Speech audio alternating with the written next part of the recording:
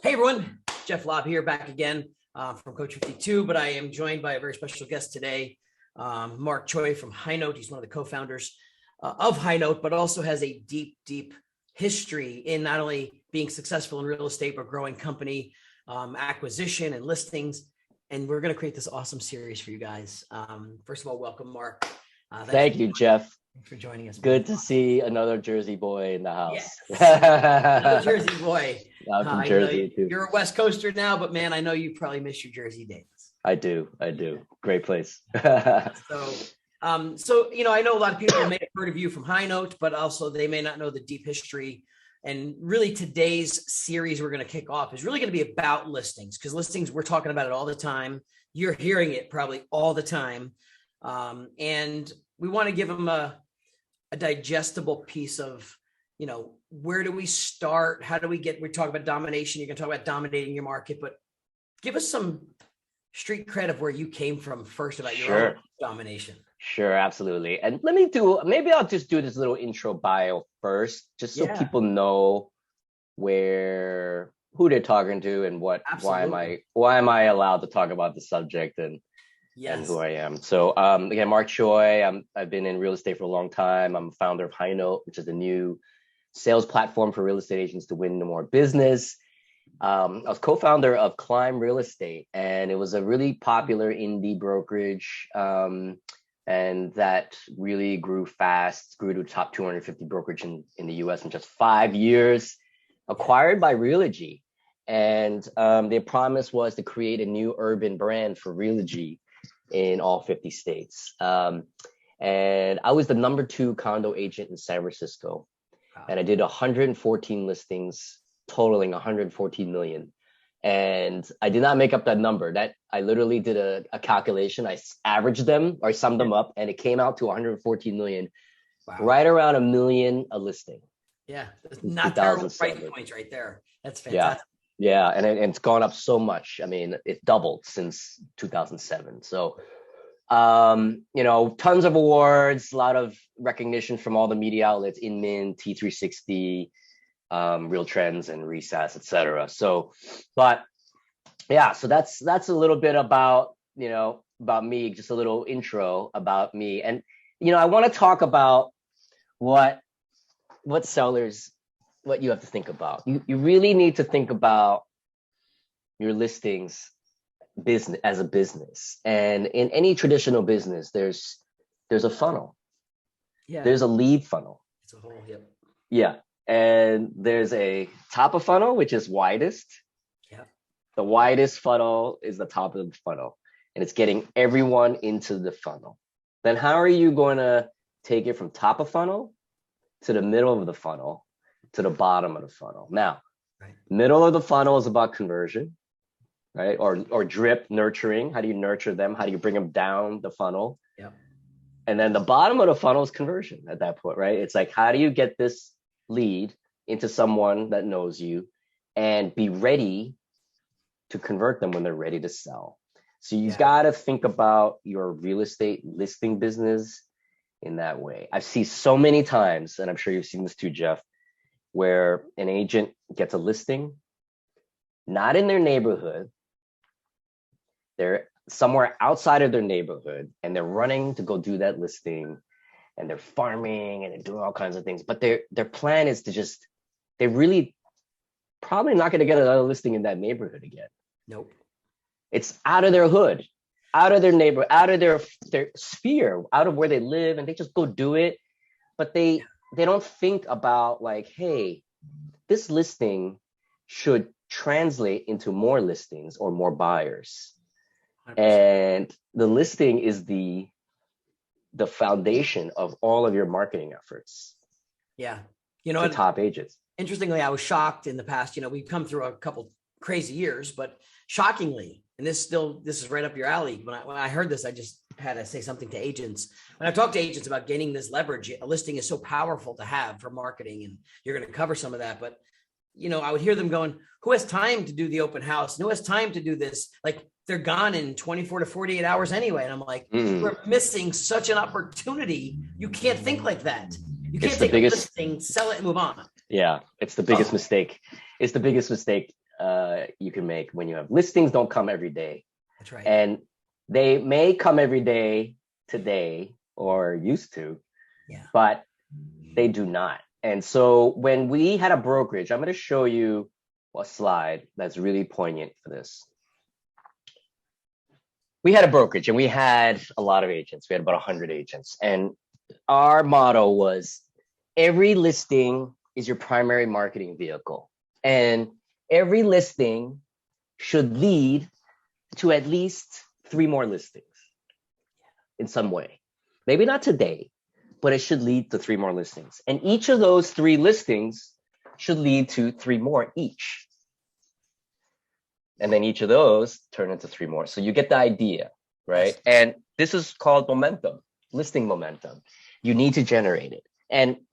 But you need to generate these. You don't know where these listings are going to come from.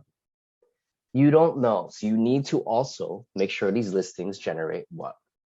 Buyers. Buyers. Yep. For you and your team, if you're a team leader. Yep. Buyers. Rentals, right? Sure. Right? Relationships with sellers to generate rentals. Now, if rentals are not part of your business, I get it. I would suggest making it part of your business. Hire a rental agent. Sure.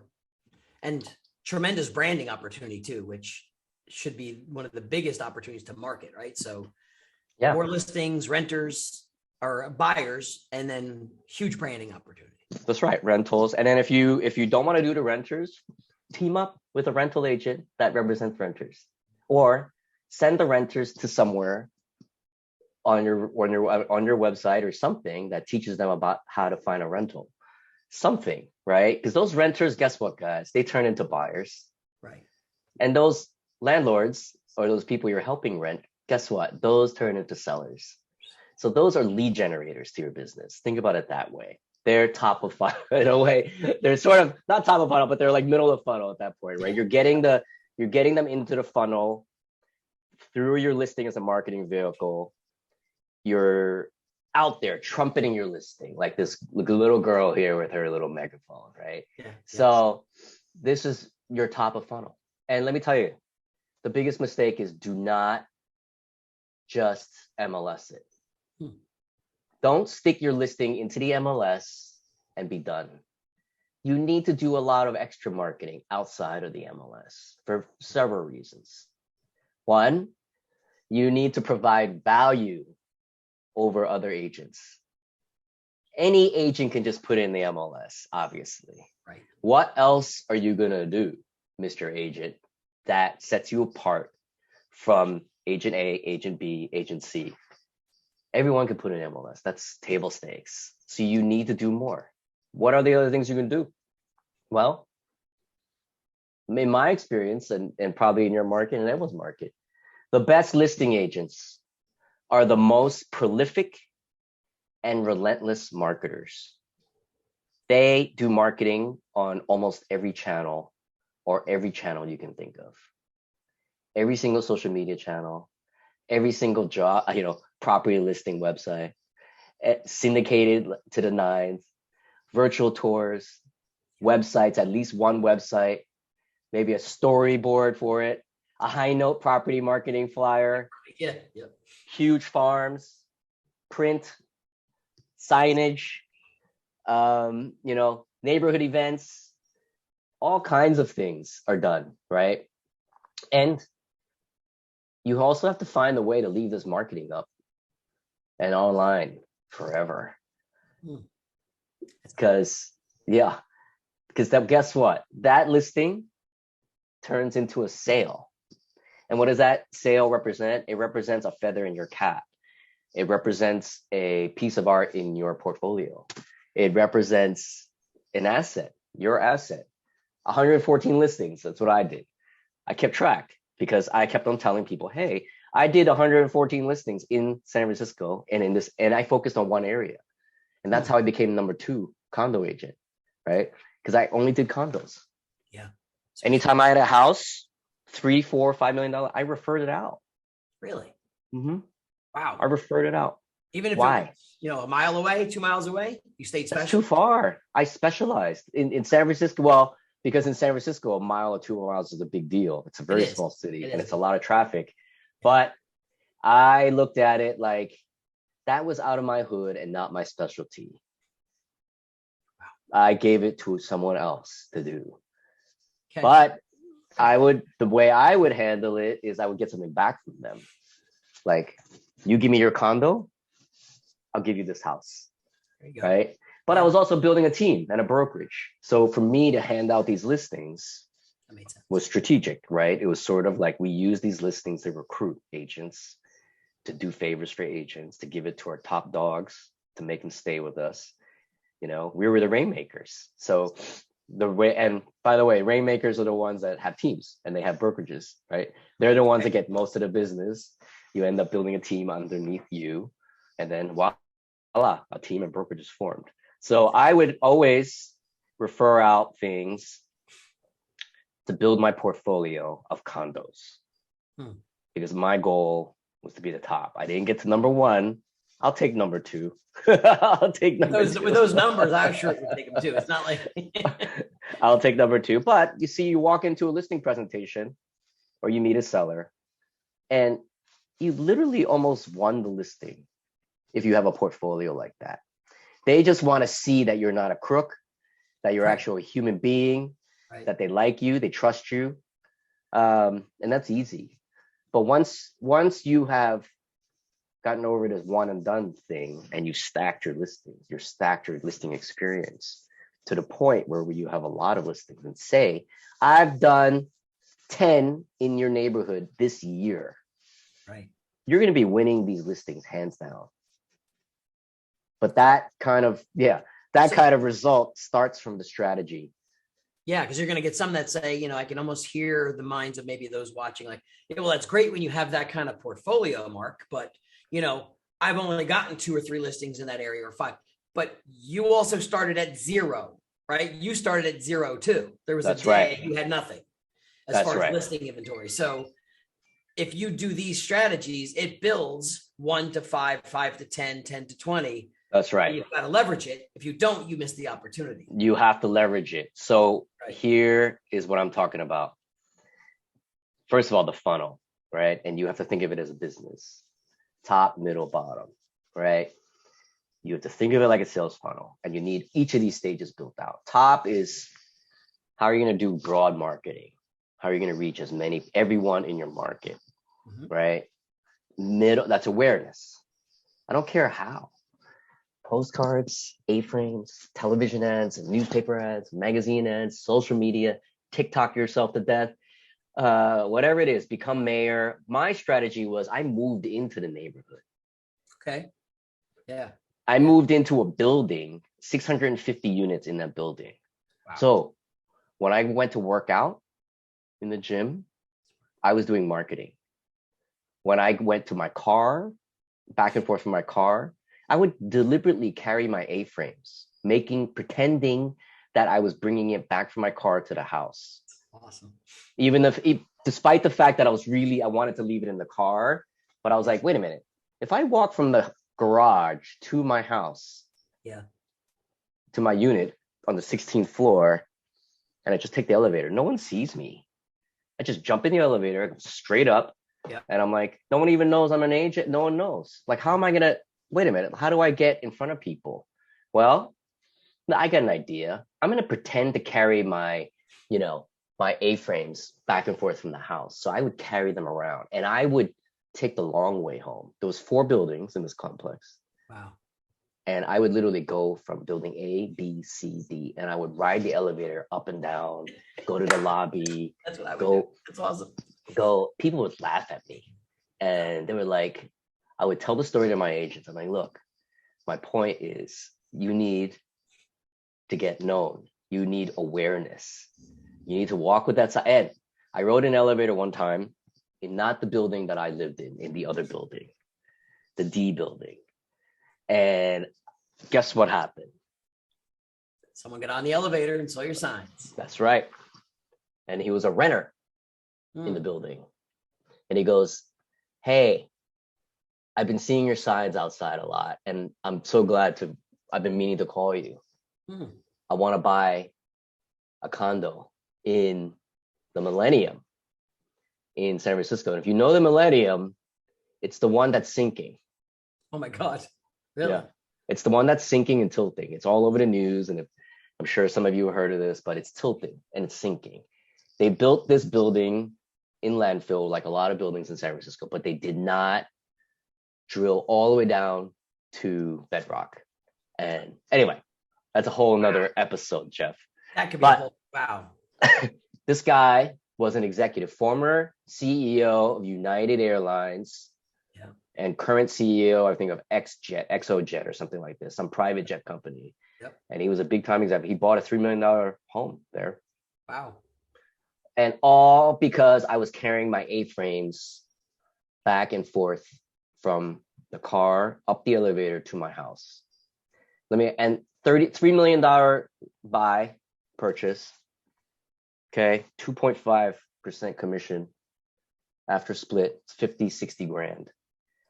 $50,000-$60,000 to carry my A-frames regularly from my car. Would you do that? I would do that. And that's just one, I'm sure, of many. That's just one, right? One. Yes. But it's about awareness. You have to really think about how are the sellers in your neighborhood going to find you? How are you going to do that? You're going to decal up your car? Maybe. I would do it tastefully, not too cheesy. You saw my full wraps in the beginning. They were a little bit cheesy. That might be a story too. They were a little hokey, but then I classed them up a little bit as time went on. Our marketing over the years has evolved. Absolutely. But wrapped vehicles were gold for me. Look, and you're super successful, right? And, it's like wrapping your vehicle. You got to think about how are you going to get exposure, awareness. That's top of funnel, right? So lead capture and conversion in the middle, and then be a great agent at the bottom is really how I converted them. And, I'm not being a great agent because why? If you're a great agent and people know it, like you, Jeff, you're a great coach and people know it, right? It's not hard to make a decision who you want to work with. If I was in the business and I wanted a coach, I'd be calling you, right? Right. Because you're a great coach. So you just need to be a great agent. What does that mean? Have integrity, be knowledgeable, be responsive. Your commission is secondary. Yeah, that's right. To about people first. It's about people first. Service. So anyway, I digress. I had a point here and I already forgot what it was. I think it was, I forgot what it was. But anyway, that's the way you got to look at it. You got to look at it as a funnel, stacking your experience. This is the building that I made my bones in. So, this is the building. I was living in this shorter one. Okay. And I picked up that $3 million buyer in the taller one. Wow. I parked underneath, took my signs, and I walked all around. I went up here, ran into him in the elevator, $3 million later, and I went home, right? So, that's how I got exposure. And I focused like a laser. And I did 50% of the sales in this building. Wow. So perspective though. So let's say top of funnel for this session. So let's take it out of the city now. We're more rural America. I got subdivisions and developments. There's condos and townhomes. There's regular. So just take your one example to the gym in your building, right? Right. You were not a secret agent. You probably had something on you that said Climb Real Estate. You probably had, whether it's a ball cap or you had a shirt on or whatever, something that probably had the language of real estate. Right. And I tell people all the time, you can either be a secret agent or you could be one that's always branding. As just a matter of fact, the standout thing is we were just talking about, I did a session today with a loan officer. We were talking about stuff like, because in Jersey, in the summertime, Jersey Shore, people on vacation. So I'm like, listen, just because you're on vacation doesn't mean you couldn't be marketing, even though you're there to relax. So we started talking about summer swag. I was just chilling on the beach. Let's say ladies that were in the bikinis or bathing suits or whatever, and we want to throw that shirt over top. Why couldn't that be a real estate shirt? Or why couldn't that be a ball cap about real estate where you're just getting a jogger coming by and they're like, oh, you're in real estate. Hey, I'm looking to buy down here, actually. That trigger. So that's right. That's right. It doesn't mean it's tall buildings and cities. It could happen in anywhere in USA. Right. So you need to, that's why I say, like, you need to think about your seller or your buyer. How do you interact with them? How can they see you? Swag is a great way to soft sell people, right? You don't want to walk around with a label on your jacket like some realtors did back in the day. Century 21, I think, was very famous for it. Yes. Right. Yes.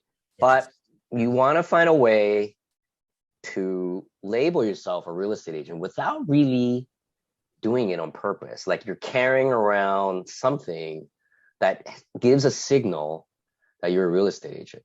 And, you know, if you're in a neighborhood in a rural area, you know, I suggest, you know, either you have to drive around in something that makes it look like you're a real estate agent. And here, we used to drive around this Airstream. Yeah, that looks awesome. So was it Climb branded? Is that what it was? Yes. Yeah. Okay. Climb logo on it. Yeah. And, you know, we brought a lot of attention to ourselves and a lot of splash because we were going for it. We were saying, look, we want to be the best brokerage in San Francisco and we want to go national. Like if you're going to play a game, why not play the biggest game you can?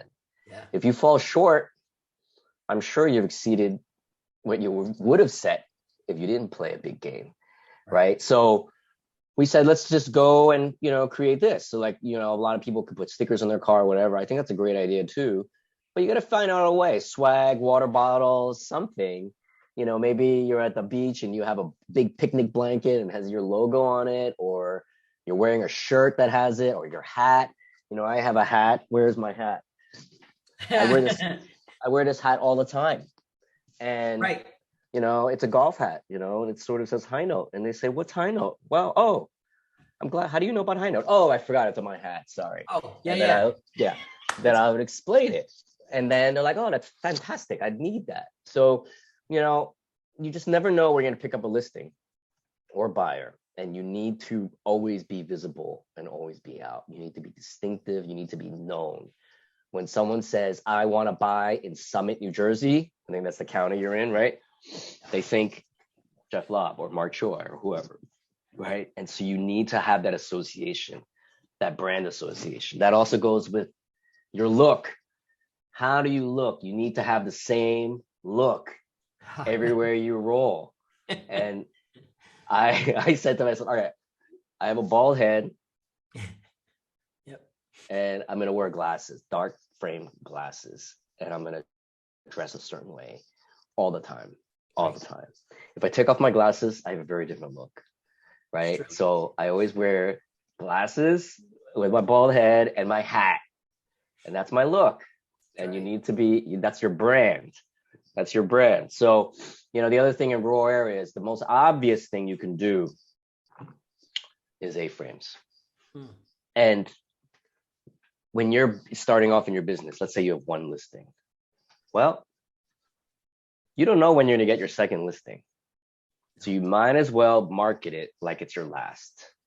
Yeah. And you need to put up as many A-frames up in the neighborhood as possible. That's right. Support it with postcard farming and tons of parties on that listing, and really make a big deal of the listing.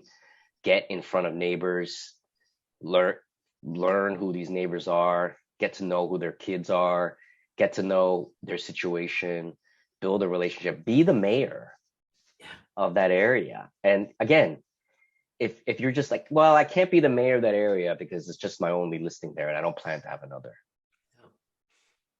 Well, you're not going to get a second one then. The goal is to get, you know, like I said, set up 2 to 3 more of these by circle prospecting. Like I said, 6 signs. You used to do 6 signs, right? 5 to 6. More than that. I mean, we really? would, yeah, like we would, you know, people would do, the average person would do, average agent would maybe have 5. They put one right in front of the building. Yep. And one on each side of the block. We would put 10 to 15 up. Yep. And awesome. Yeah. And in the city, San Francisco, that's all you really need. But in a rural area, you're going to need more, right? And look at this person. So I this girl, this professional, Wen Guo, she's down in where we live in San Mateo, California. I was just driving, bringing my kid to school, to his drum lesson one day, and I happened to see this A-frame here. Okay, great. I drive around, I see another one, right? Wen Guo. I see another one. I drive down the street again, there's another one. I could see it in the distance. This is in front of a Whole Foods. Yeah. I drove around some more, I see another one. And I was like, oh my goodness, this is the highway entrance. She put another one. In front of the mall, another one. Jesus. In front of another street, another one. And I drove around in circles, just trying to take pictures of this because I was really impressed. Jeez. This one was in front of a Blue Bottle coffee shop, over 1.5 miles away, nowhere near the listing. Right. She put another one up there, and another one there, and another one down the street. Some more. It keeps going. It keeps going. I think I counted 17 of them. That you saw. Wow. That I saw. Right. And what did she list? She listed this home, 3-bedroom, 1 bath, 1,120 square feet, asking 1.388 million. Wow. Okay. And this is what it sold for. It sold for $300K overbid. Yeah. 6 days, 1.68. Wow. Okay. Now this is an example. Yeah, it's nuts. This area is nuts. 1,100 square feet, 1,200 square feet, $1.7 million. Okay. But look, this was her original listing. Okay. She made it, sold. She bought she has it online, plus 21% over ask. Yeah. Virtual video, tours. It shows everything, shows all her marketing, what she does besides MLS, the Matterport tour, the video walkthrough, the gallery, the floor plan, and the neighborhood map, the list reports. Yep, that's good. Right? I mean, and then a call to action to get in touch, right? So this is what it's about. And imagine you're in business for a while. You have 100, imagine 114 of these all over the internet. Holy cow. And respectfully, so 2 things you're making this point is that stays up and lives on forever. Forever. So found on Google, found on search. That's right. Respectfully, if it was a $350,000 listing, I would still absolutely buy into the concept of why not put out 15 signs? You have full permission. A listing gives you permission to market and point to a home. That's right. Right. So you have permission. You have permission. And not only that, you're doing guess what? You're doing your job. Yeah. That is your job as a seller agent, the listing agent, to market it as much as possible, as prolifically as possible. So feel good that you're not just wasting your money. Yeah. Or you're doing marketing. You are doing your fiduciary, right? You're a fiduciary. And this is doing your job. You're listing service as a job. Sellers will notice. Other sellers will notice. Yeah. Wow. Like, look, if I'm going to sell a home here, I'm calling Wen to at least interview. And for those agents who, have this wish about having somebody say, I see you all over the place. And this is just one of many strategies to I see you all over the place. But if you had the vehicle that's driving around, you got 15 signs, and people think that's crazy. I'm telling you, invest in signs. So what? You lose 1, you lose 2. That's a cost of doing business. Imagine how many people are going to see on the corners your sign. Exactly. Your sign. Name, face. Exactly. It's billboards all over the place. Exactly. And so you have a license to. You're allowed to do it. Yeah. Right? You have permission. As long as some neighborhood, I know there'll be some that my HOA doesn't allow this. Do it outside the HOA. Yeah. Figure out a way. Yeah. There's some HOAs don't allow, or some neighborhoods don't allow. Take the excuse out. Go do it outside the HOA. Point into the space. Worst case is they can't find your listing, and they call you and go, "Hey, where's the home for sale?" Which is not terrible either. No, you want that you. number. Yeah. You want that They call number. you. Hey, I'm fine. I got your signs. I can't find the house. Where is it? That's right. I'm Perfect. happy. Let me help you. Perfect. Let me help you. Oh. Anyway, I have a million of these tips. I just wanted to, we're talking about top of funnel. Top of funnel today. Yeah, top of funnel. We are going to continue our series. And I'm looking forward to, like, I almost want to keep going, but I guess we got to part ways here a little bit on this one. But top of funnel, some great ideas, awesome nuggets. Don't be a secret agent, the branding play, the leveraging the listing opportunity. And I'm telling you, that's probably one of the biggest right now that people are not doing. Yeah. Because homes are selling quicker than usual and they're not investing the money. Well, why do a 360 tour? Because I won't even have time to get the photographer out there, because that's going to live forever. It's your marketing stamp in the ground. It's very short-sighted. I'll tell you right now. Short-sighted. It's commission it's next. Very short-sighted. The funnel then drops off. You wonder why you have nothing else building back up. That's right. So we always used to tell our agents, look, you're fishing. You're fishing for fish. You can't take your fishing rod out of the pond while you go cook the fish you just caught. Why? After you eat that fish, you have no fish left. You have to leave those rods in the pond. Hire a cook.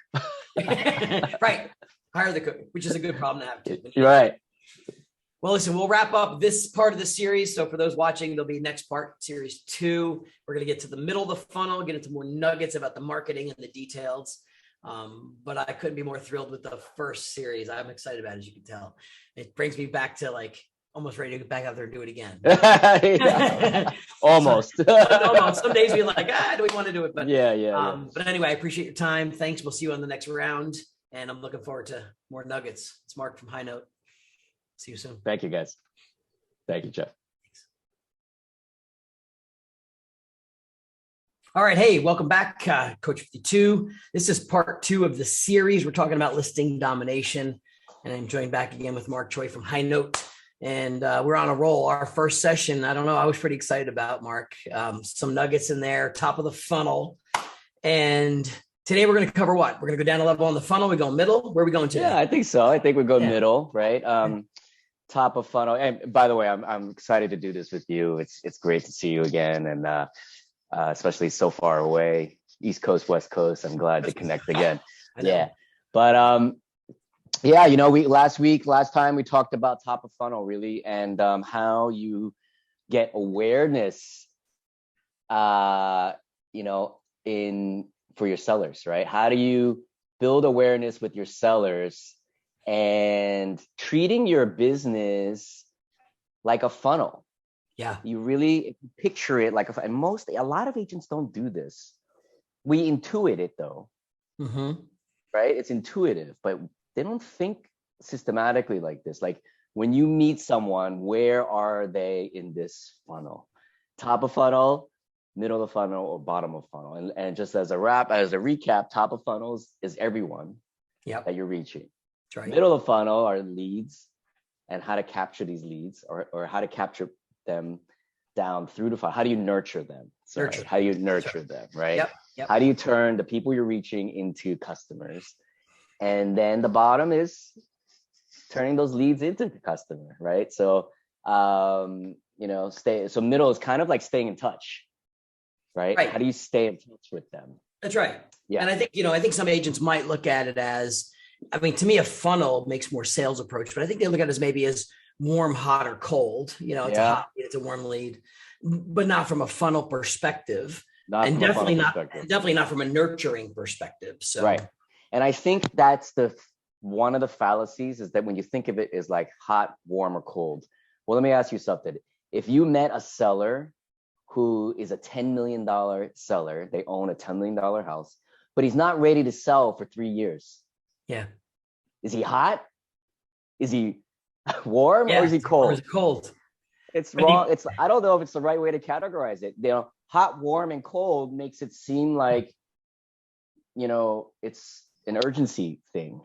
Yeah. Like, do I need to respond right away?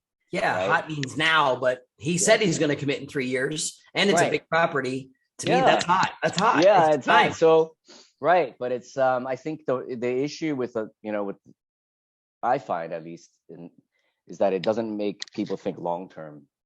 You know, you're always on the go thinking about right now, what's hot right now.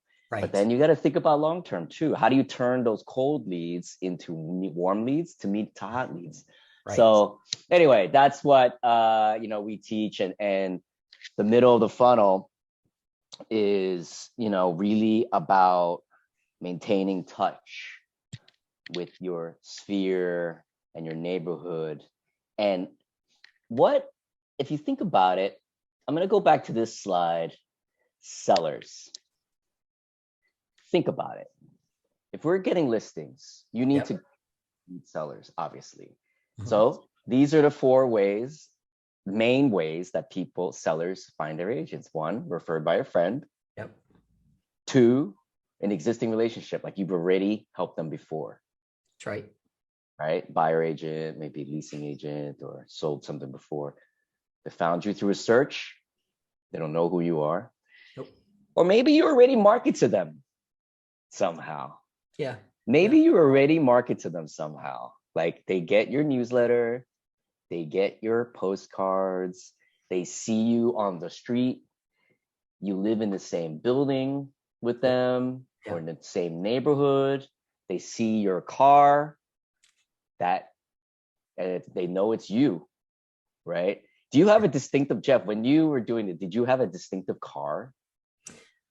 So I had, so I did, but I did I was on a lease rotation. Every 3 years, I leased a different one, but it had to be something unique of a vehicle too. That's right. So my first one at the time, I remember it was when they introduced the new Volkswagen Bug convertible in our market. We're in the Northeast. The little Bug was always popular. When they brought it back, new convertible. But then I went to, it was every 3 years I'd lease another one, right? So I did my favorite one was the Mini Cooper S convertible. Yeah. Oh. Super little sports car. I loved driving it. Cool logos on it. Kids loved it. Like it was just a little magnet. Yeah. So, but it's exactly the point. Like you got to figure out a way. How are you going to reach these people and be top of mind? That's what the middle of funnel is. How do you constantly drip them something so that you're always top of mind? Because they're going to forget about you in a month. So you send them something else. Boom, top of mind. I have a hot button there though, because I think so many agents, I just want to clarify your top of mind, because I know what you're thinking. I just don't know if the other agents listening to this are going to think this way. Say it this way. Yeah. So dripping relevant content. Yes. Relevant. Today's content is getting very boring. It's getting cookie cutter. It's set it and forget it. It's like valuable stuff. Something related to their community, something about going on in their area, something valuable. Absolutely. Not crap. So, not stuff about you. Yeah. Nobody cares about you. No one cares about it's time to clean my gutters. Like, you don't need to send me that. You don't tell me I have to change my clocks. I don't even have clocks anymore. It just kind of changes. Like, give me stuff that I would actually go, oh, I can't wait to see what's next, or what's open. I'm going to open it. That's right. So you need to figure out, but what I would also say is whatever you send, you need to stand out.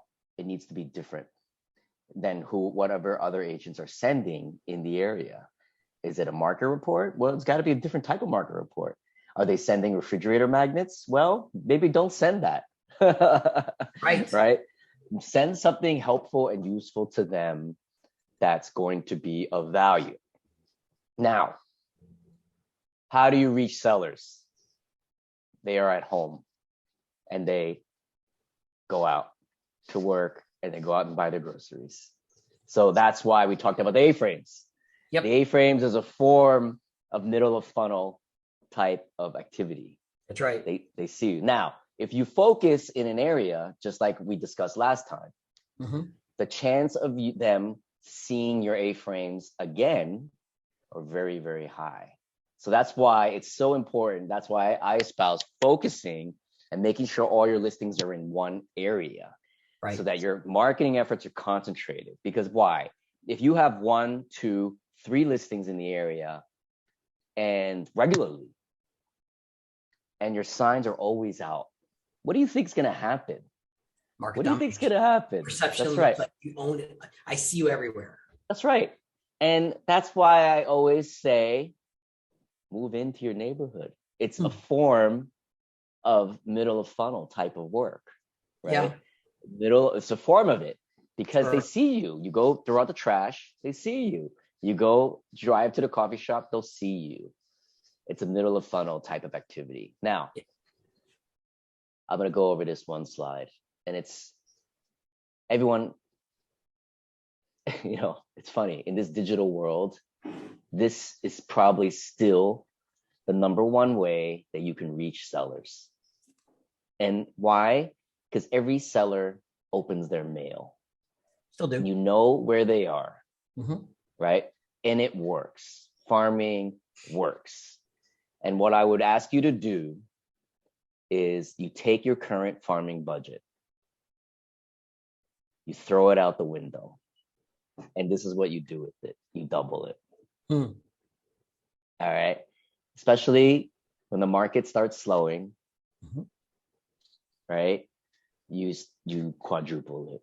Why? Because agents will instinctively stop marketing and they will cut expenses. Yep. That's true. Wrong. So true. Think about it. An agent, let's say the top dominator in the market, he sends one a month. If he decides to cut back to one every 2 months, and then you escalate yours, well, your relative farming and reach to the sellers is going to increase much faster. Right. So, and quadruple it, but also I would say 10x it. So that's what I used to do. I would say, I'll send out these 200 postcards in the beginning when I was a rookie, 200 postcards. Let's say I get one listing from that every 6 months. Mm-hmm. Well, doesn't it seem to make sense if I sent out 1,000 and I expanded it, that I would get 5 more listings? Numbers, sure. And if you even did the whole just listed, then I just sold, now it's going out, that's 200 and 200, that's 400. And it's about typically 2 months apart, maybe 3 months apart. Yep. So it's good spacing too. Yeah. But I basically expanded the reach. So it went from like 200, then I went to 1,000, then it went to 2,000, then it went to 4,000. And then I got my teams to start doing it. By the time we were blanketing the area. Right. And I literally went from 200 to 5,000. And it's not cheap. No. But one commission will pay for it. All of it. All of it. All of it. One commission is $25,000. Or in your area, $10,000. Yeah. Or in your area, $5,000. $5,000. Yeah. Yeah. That will pay for the year. Yeah. Easily. Now, that's right. Right. That's middle of funnel stuff. Dripping, staying in touch, staying top of mind to people. Right. Right. Now, this is a really interesting tip. And it works. Go the extra mile to correct these undeliverable addresses. And I'll tell you what happens. So many undeliverable addresses are simply typos. They're simply typos. I've seen so many agents, they would get back in their mail dozens of return postcards. And you know what they do with that? They're like, throw them out. Junk. Wrong. Fix the addresses. Google them. Figure out who really lives there, right? Figure out who really lives there. Often it's a typo. The number is like, instead of 123 Main Street, it's like 1234 Main Street. Right. It's missing.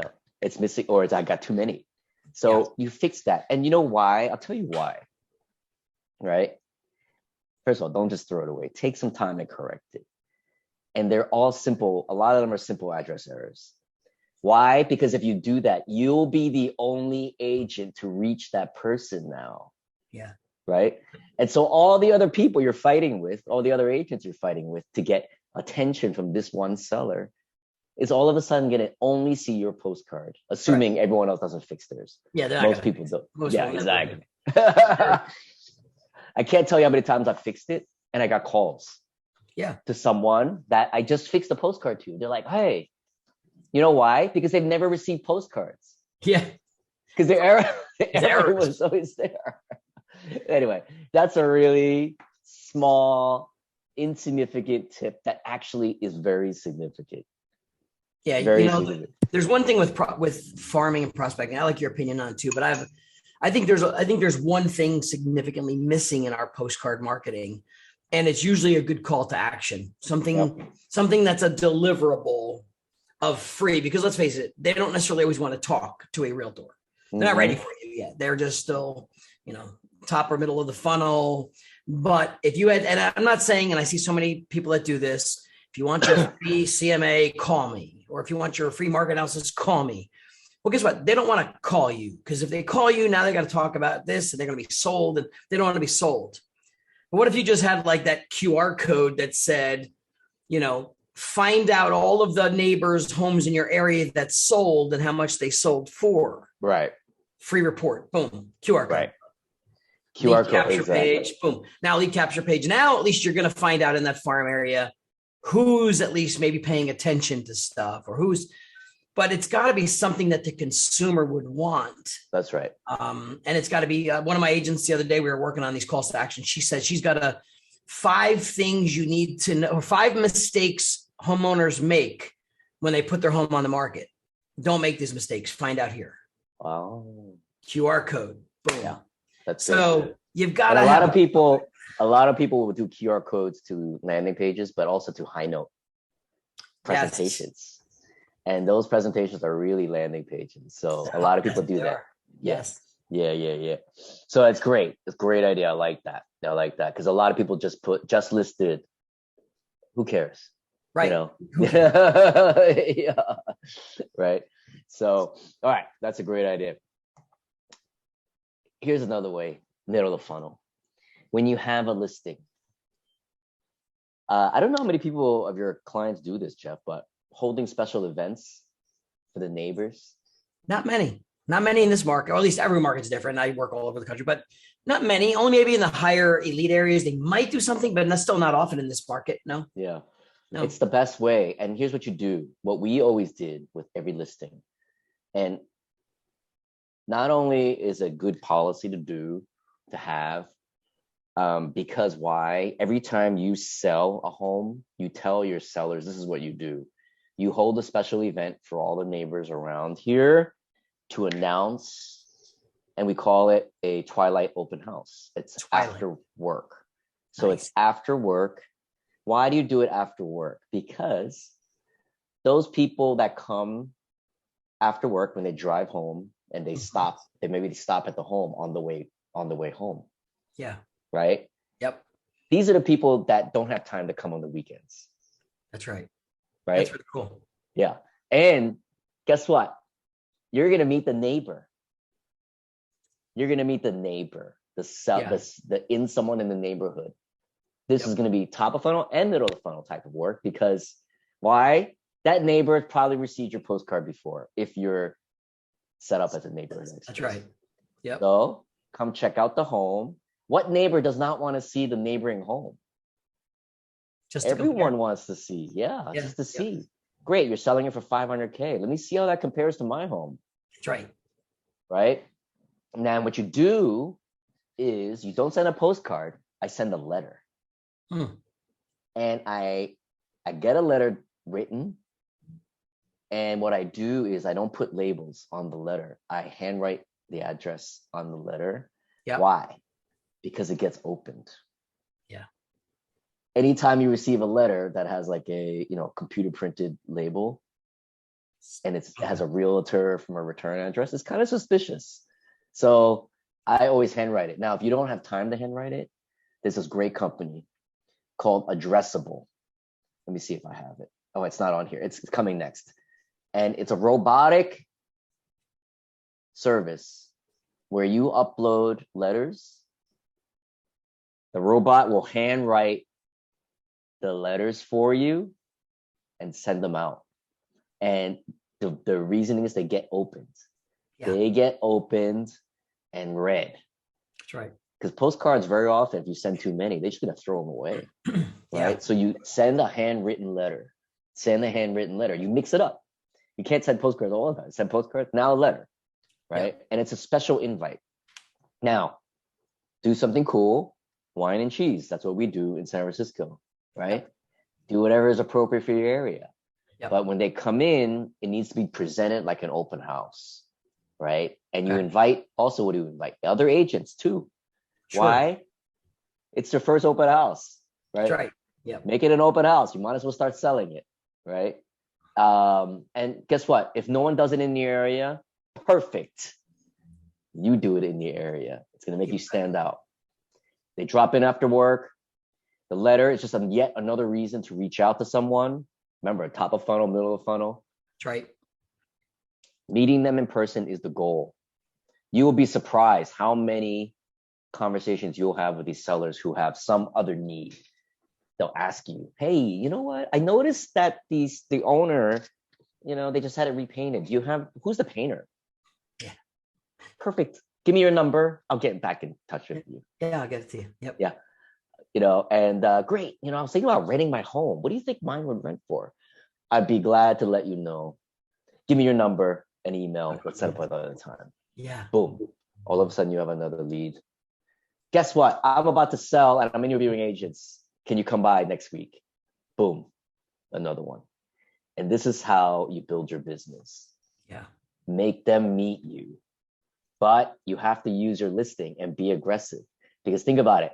If you don't use your current listing and market it to death, events, right? Postcards, letters, how are you going to ever meet this seller or this neighbor? Yeah. Think about how are you ever going to meet this neighbor? That's why you have to market every single listing like it's your last one. Because one day it will be. And then it will be. If you don't do it, it will be. Yes. Right? Far and few between, that's for sure. That's right. And you give them a reason to stay in touch with you. Leverage your listings. Be the mayor, right? Know everyone, know all the good service providers, be the person that they can call, reach out to. Another thing, a lot of neighbors will ask you, hey, I've been looking to refi. Do you have a good lender? Yeah. Very often, we would have a lender partner hosting this with us. Yeah. And they would often pay for the wine and cheese stuff. Yeah, just do it together. Yeah. So you got to make it a big event. You got to make it a big thing. You got to be a resource to the neighbors. If you take your business seriously and your listing business seriously, that's what you got to do. Why? Because the top agents are. That's what the top agents are going to be doing. All right. Yeah. Here's another thing that I do for middle of funnel type work. Send letters directly to sellers. And what's this about? Do you have buyers that missed out on a home in your area, in that area? And all of you that are watching this probably have.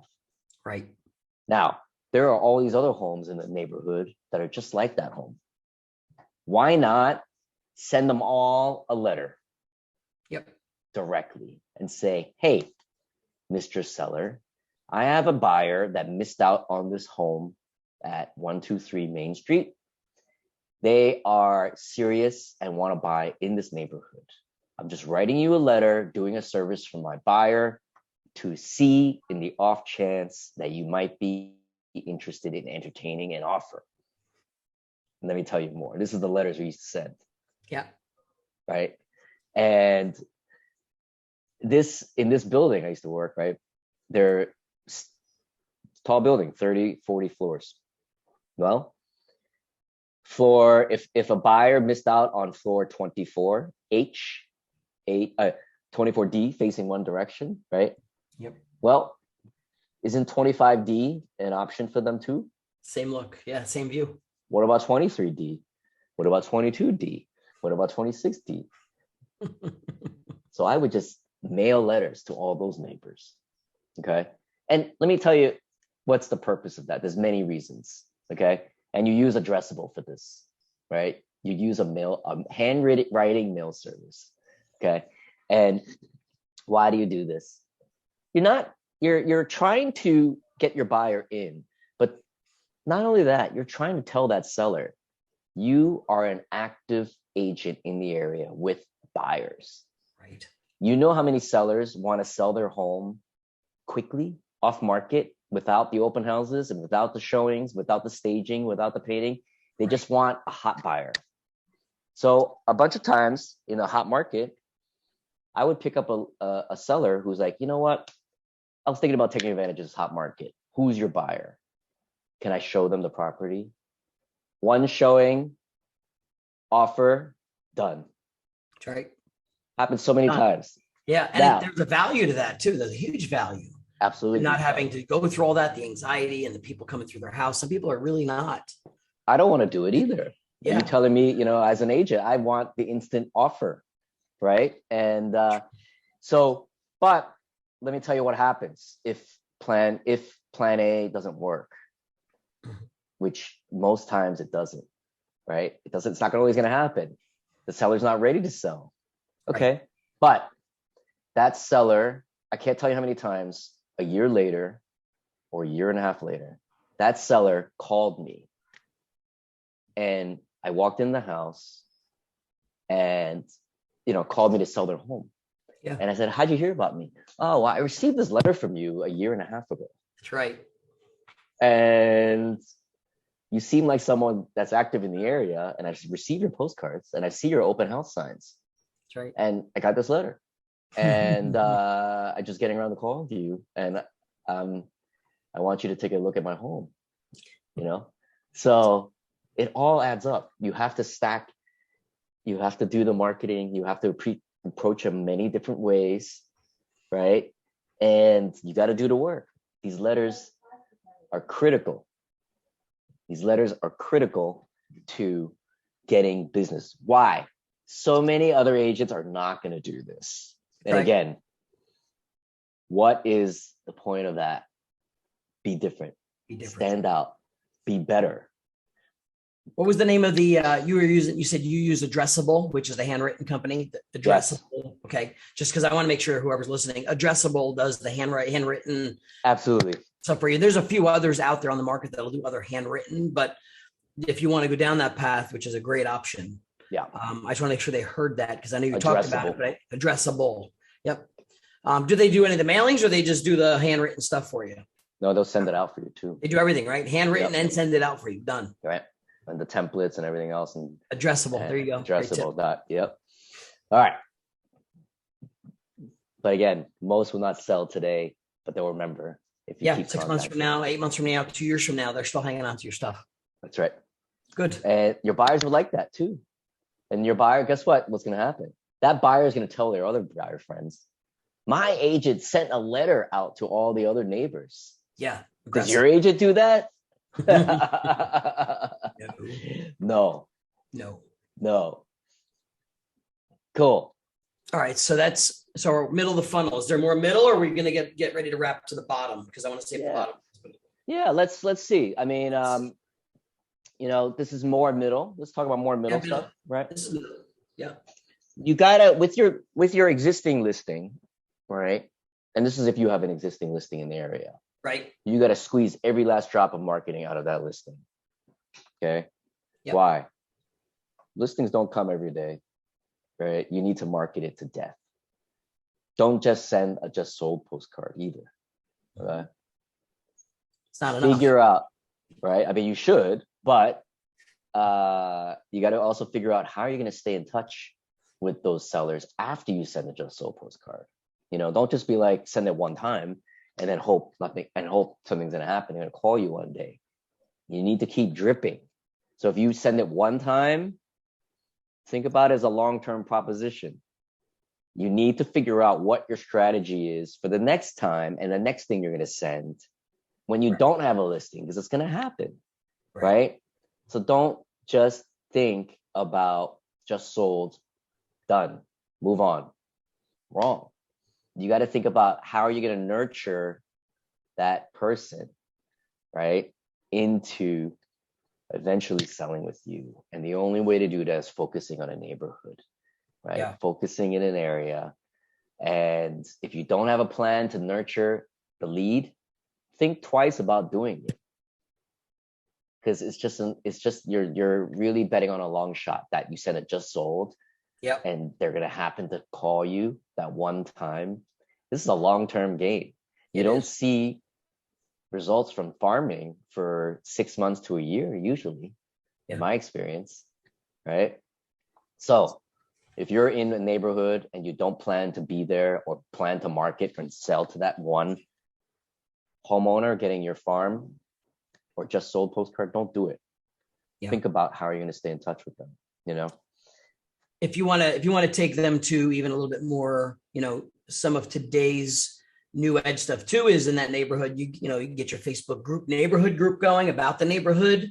If you already have a Facebook group about the community, then invite that new person to it. Yes. Stay there. And then on the flip side is if you have them connected to your Facebook, which you should on your personal account, you go create Facebook lists. You create a list, and that Facebook list, you put your clients in it. And what gives you the opportunity is, I know that 3 years from now, I'm connected to these 50, 80 past clients, but I'm not seeing them in my feed every day because the feed doesn't give it to me. Right. So I put them in a list, and instead of going through people's drama every day on my feed, I just go to my list and look through all of those people's stuff. And when you see all their life events happening, who's getting married, who's got a grandkid, who's going on vacation, you're paying attention to all that and liking, talking, and communicating. Absolutely. Right? Absolutely. Versus being absent in the feed. So nurturing through social is another whole platform as well. Absolutely. Nextdoor is a great one. Yes. Right? Yes. Nextdoor, join your neighborhood, be active, but don't sell your stuff. Don't promote yourself. Just be a neighbor. Be of value. Facebook groups are critical. If there are no Facebook groups of your neighborhood, which I doubt. Create one if it's not there, but if not, join one and then be active. But be helpful. Be helpful. Don't say, hey, looking to sell? Contact me. Nobody cares. Nobody cares, right? Chime in.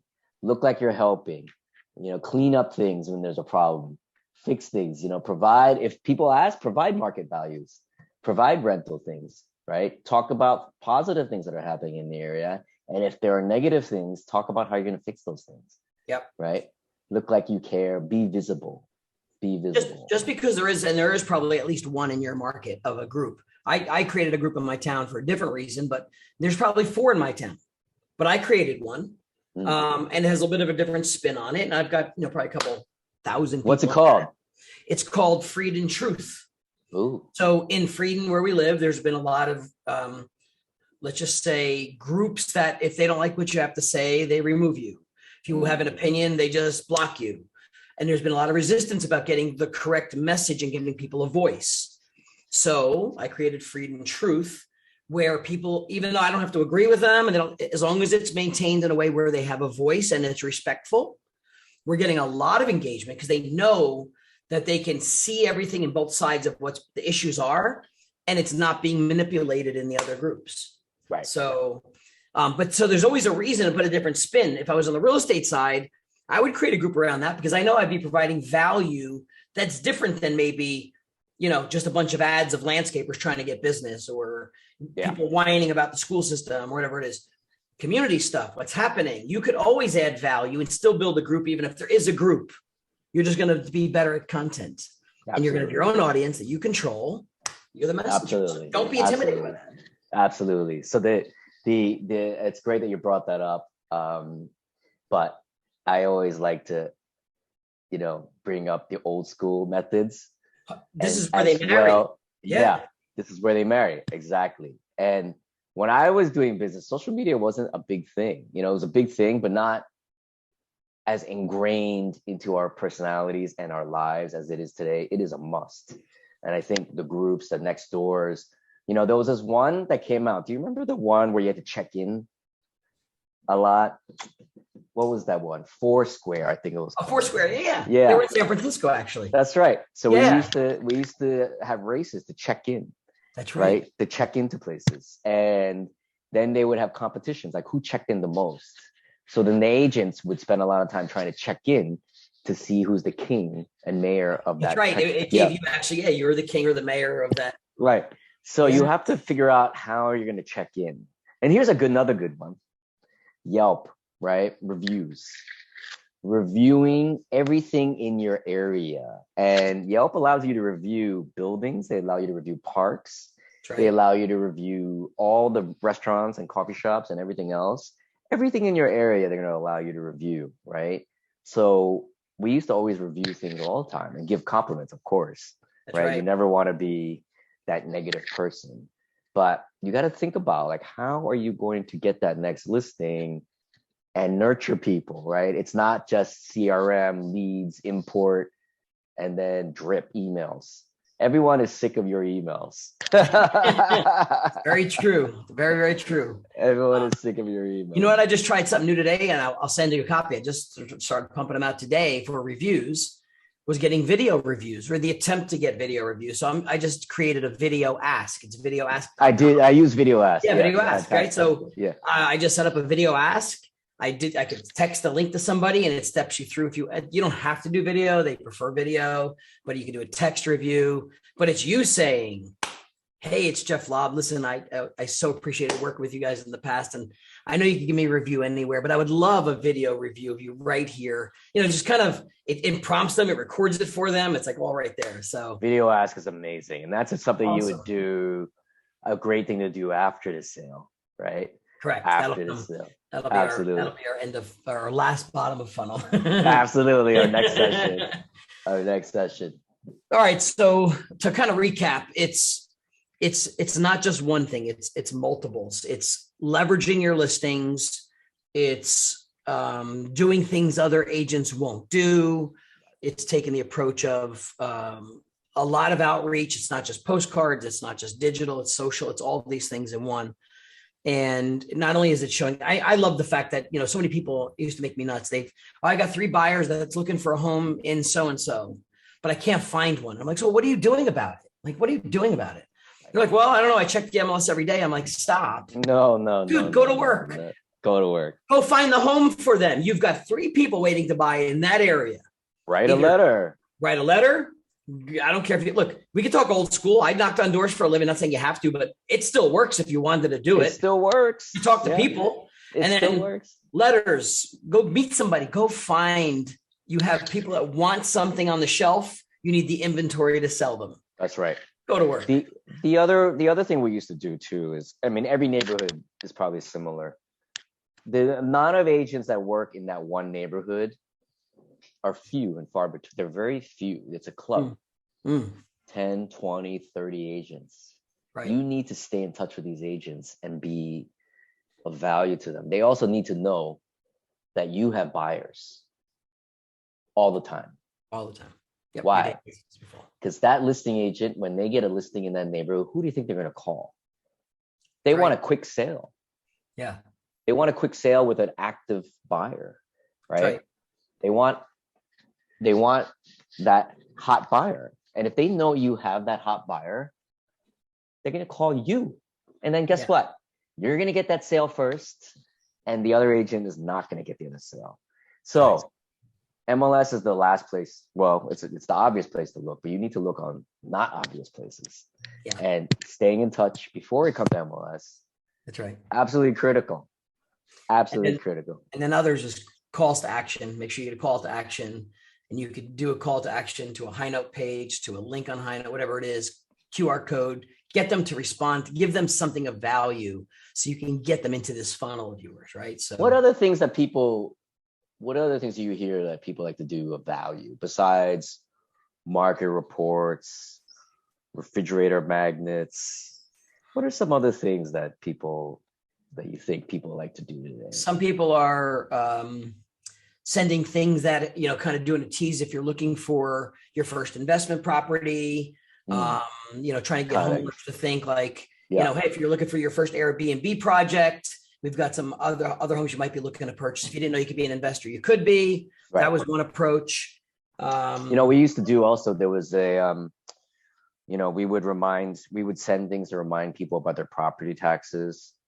Or if there was some times where you could get a credit for some reason or another, maybe there's some tax credit you can get with the city or the state or something that they needed to be reminded about doing.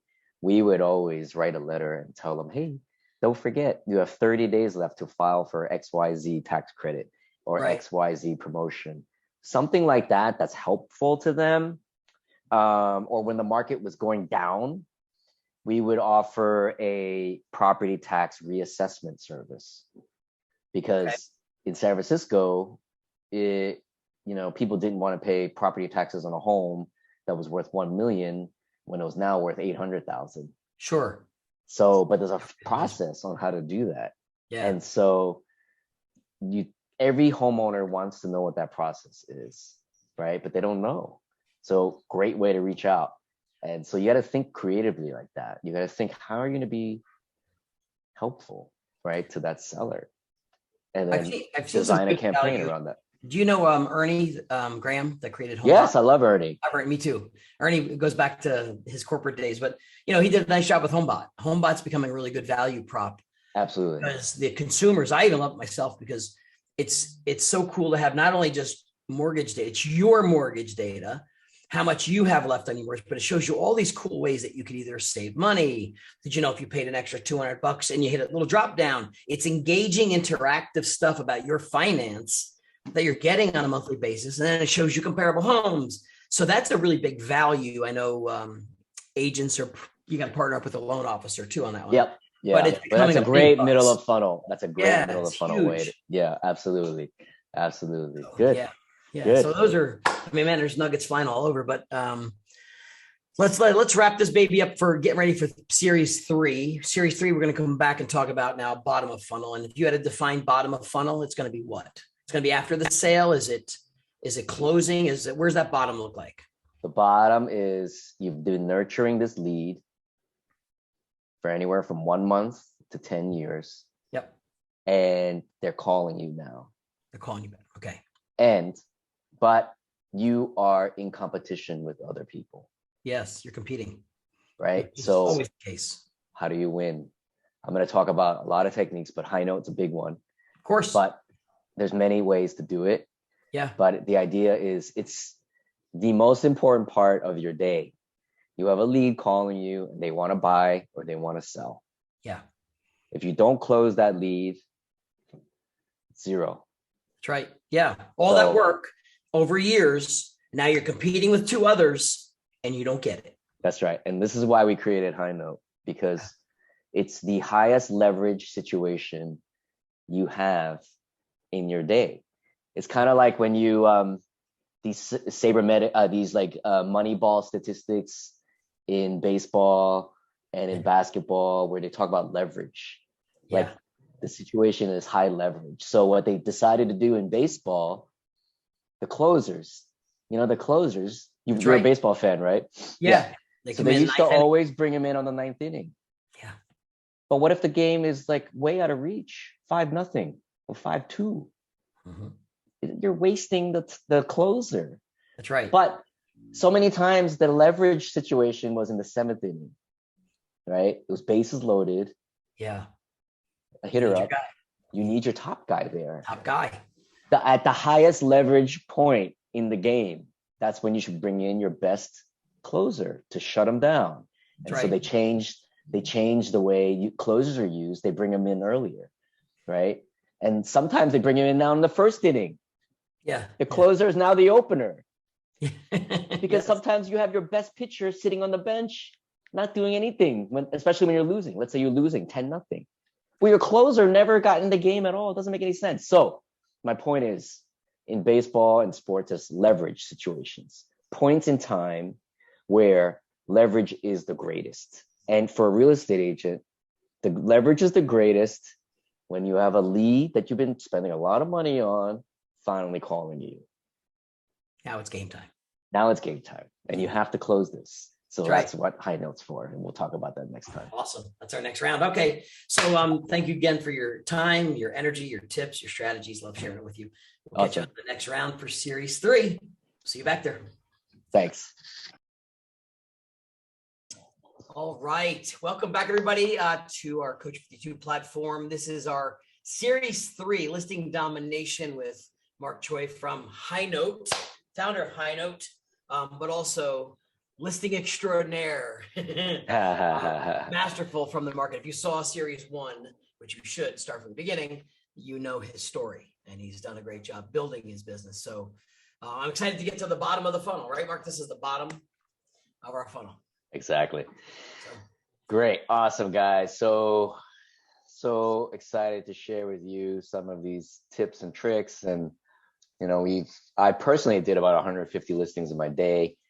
And we've trained a lot of agents under our old brokerage on how to do this. And so let me fast forward to frame this conversation to this section, the funnel. We talked about building. You're not just winning a listing, you're building a listing business.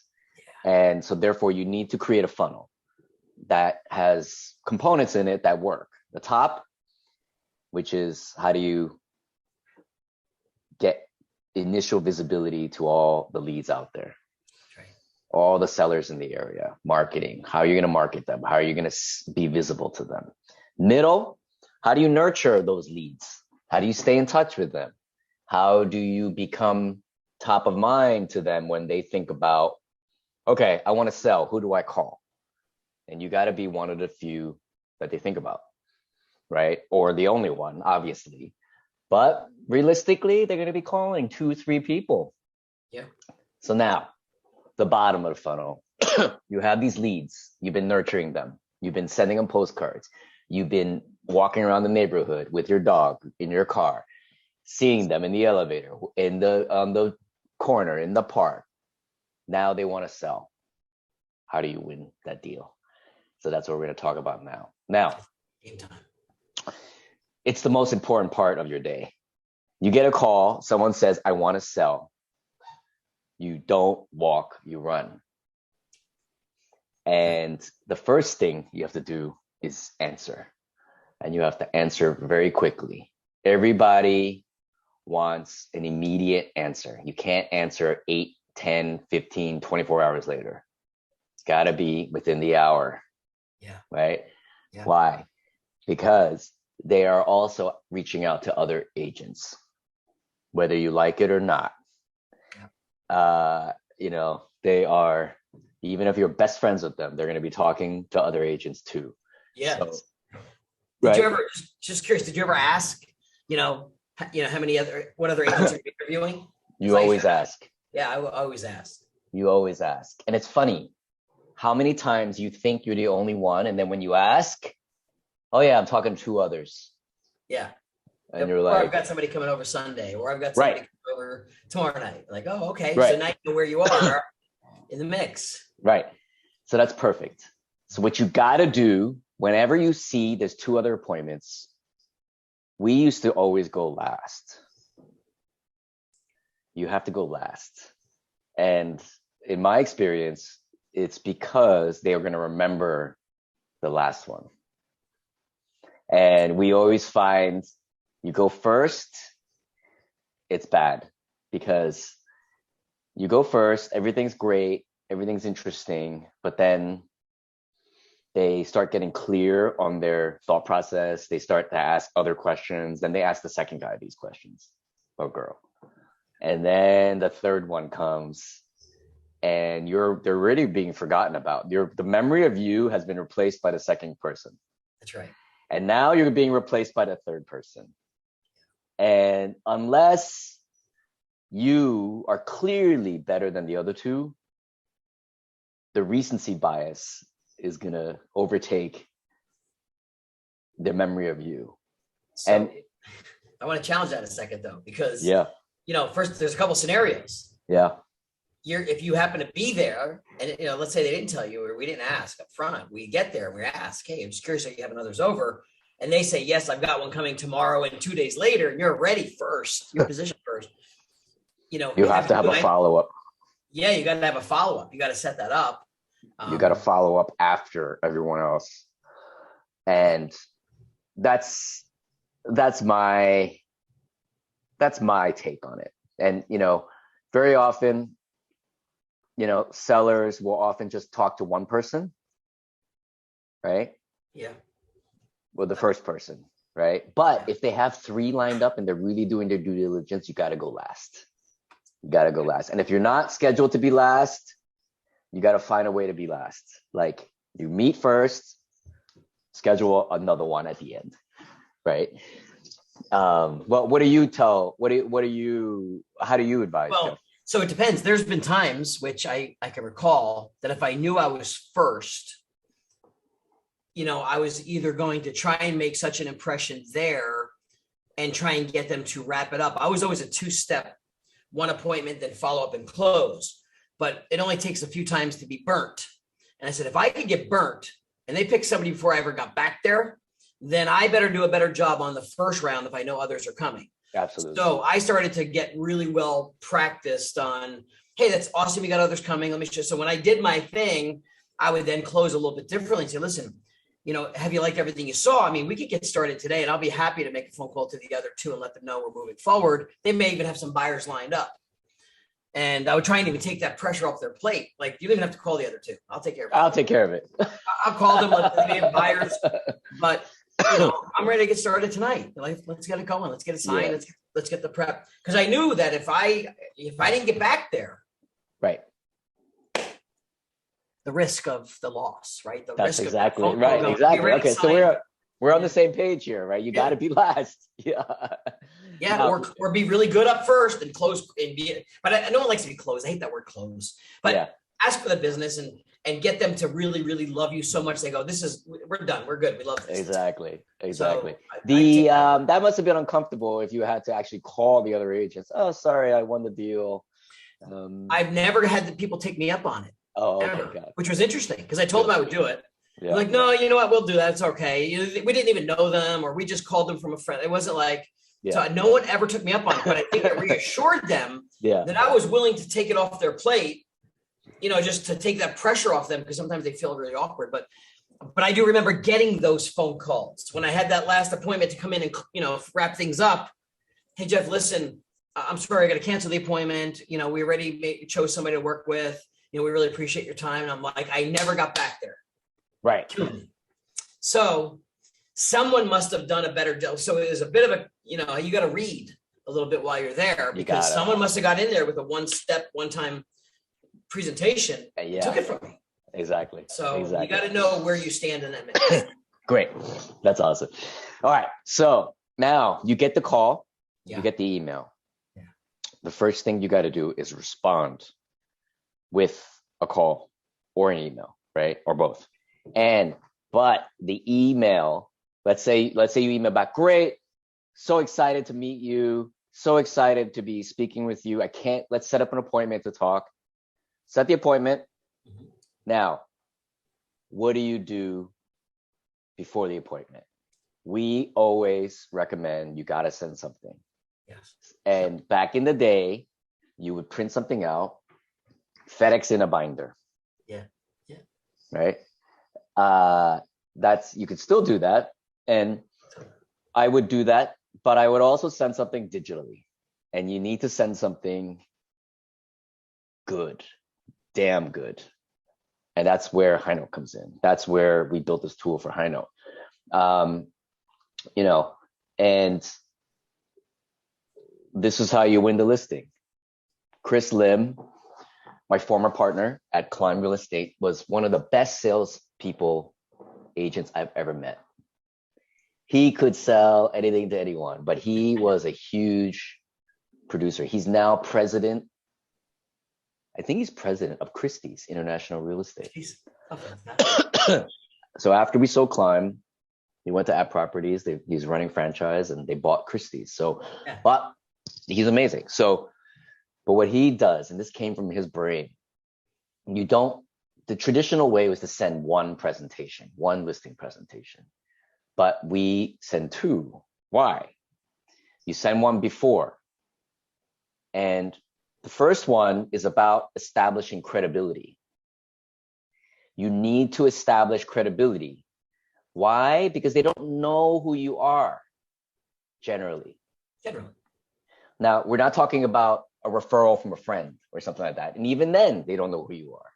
But they don't know the core of your business. You can still at least impress them before you get. Right. So what you got to do is impress them, but on who or what? You got to impress them on you.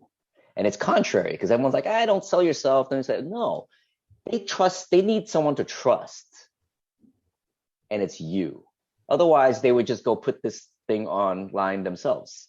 They need an advisor. Everyone needs an advisor to sell their home. And that's what you are, right? So it has to be you. Now, this is the presentation. You, get to know me, a video. I'm Chris Lim, and I'm the founder of Climb Real Estate. I don't know what my favorite neighborhood is in the Bay. Okay. Why do you do that, right? Because you want to build a connection. And video shows, it conveys emotion. Humans like to see other humans, and especially in motion, right? Like video. There's many ways to send video. This is the way we do it with HighNote. And you can insert video. So people put like bomb videos in here, Loom videos, they record their own video, whatever it is. But this is what you do. Now you start with you. Now you build credibility around you. The video does it. Then you start building around yourself. Okay, great. I see who you are. You're friendly. I like you, whatever. Now what? My team. Every agent has a team, whether you know it or not. Yeah. If you're solo, you still have a team, right? You're at a brokerage. That's your team. Sure. Right? Put in the admin, put in the front desk person. The admin, yeah. You got your marketing person. Right. Yeah, whoever. All your staff, all the other agents in the office, they were part of your team. Right? So you need to talk about your team. Why? Because everyone else is going to be saying the same thing. You're going to need to talk about your team. Everyone wants to work with more than one person. They want to see that you're backed by a team. Now, make a team. If you don't have a team, make one, right? Pick the staff in your office. The power of your brokerage. Now talk about your brokerage. Why your brokerage is so great and perfect for this listing, for the seller. More brokerage stuff. Now, your services. These unique services. These are some of the things I offer. I have an in-house interior design team. Great. You talk about other things that maybe are unique to you, right? Now, then you throw in your portfolio. It could be current listings, past listings.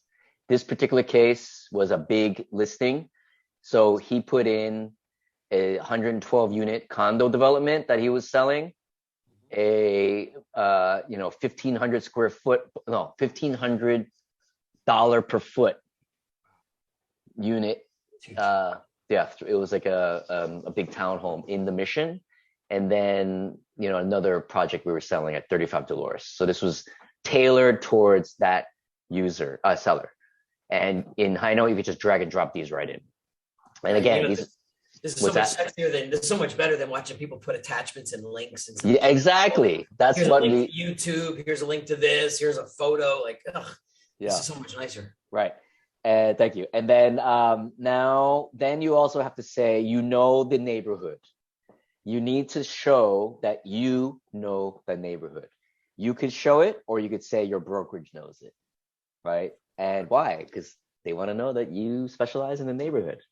Yeah. And that will answer questions whether they should go with the neighborhood specialist or not, because you're going to be up against a neighborhood specialist more times than not. Someone that sold a lot of units in that area, right? Yep. And so how do you do that? Well, you have to answer that objection by saying you know the area and put in whatever you need to show that, right? And then you add some non-salesy informational things that are valuable. Here's the marketing timeline. Step 1, planning. Step 2, advisory. Step 3, off-market prep. Step 4, go to market. Step 5, escrow, due diligence, contract. Step 6, close. These are the things that happen. Put in maybe tax records. Here, I did some due diligence on your home, and this is what it says on the public tax records, right? Put that in. It shows you did a little bit of homework. It's very easy. Then you talk about other things, maybe life of an escrow, life of being in contract. They don't call it escrow everywhere. Do they call it an escrow in Jersey? Nope. What do you call it?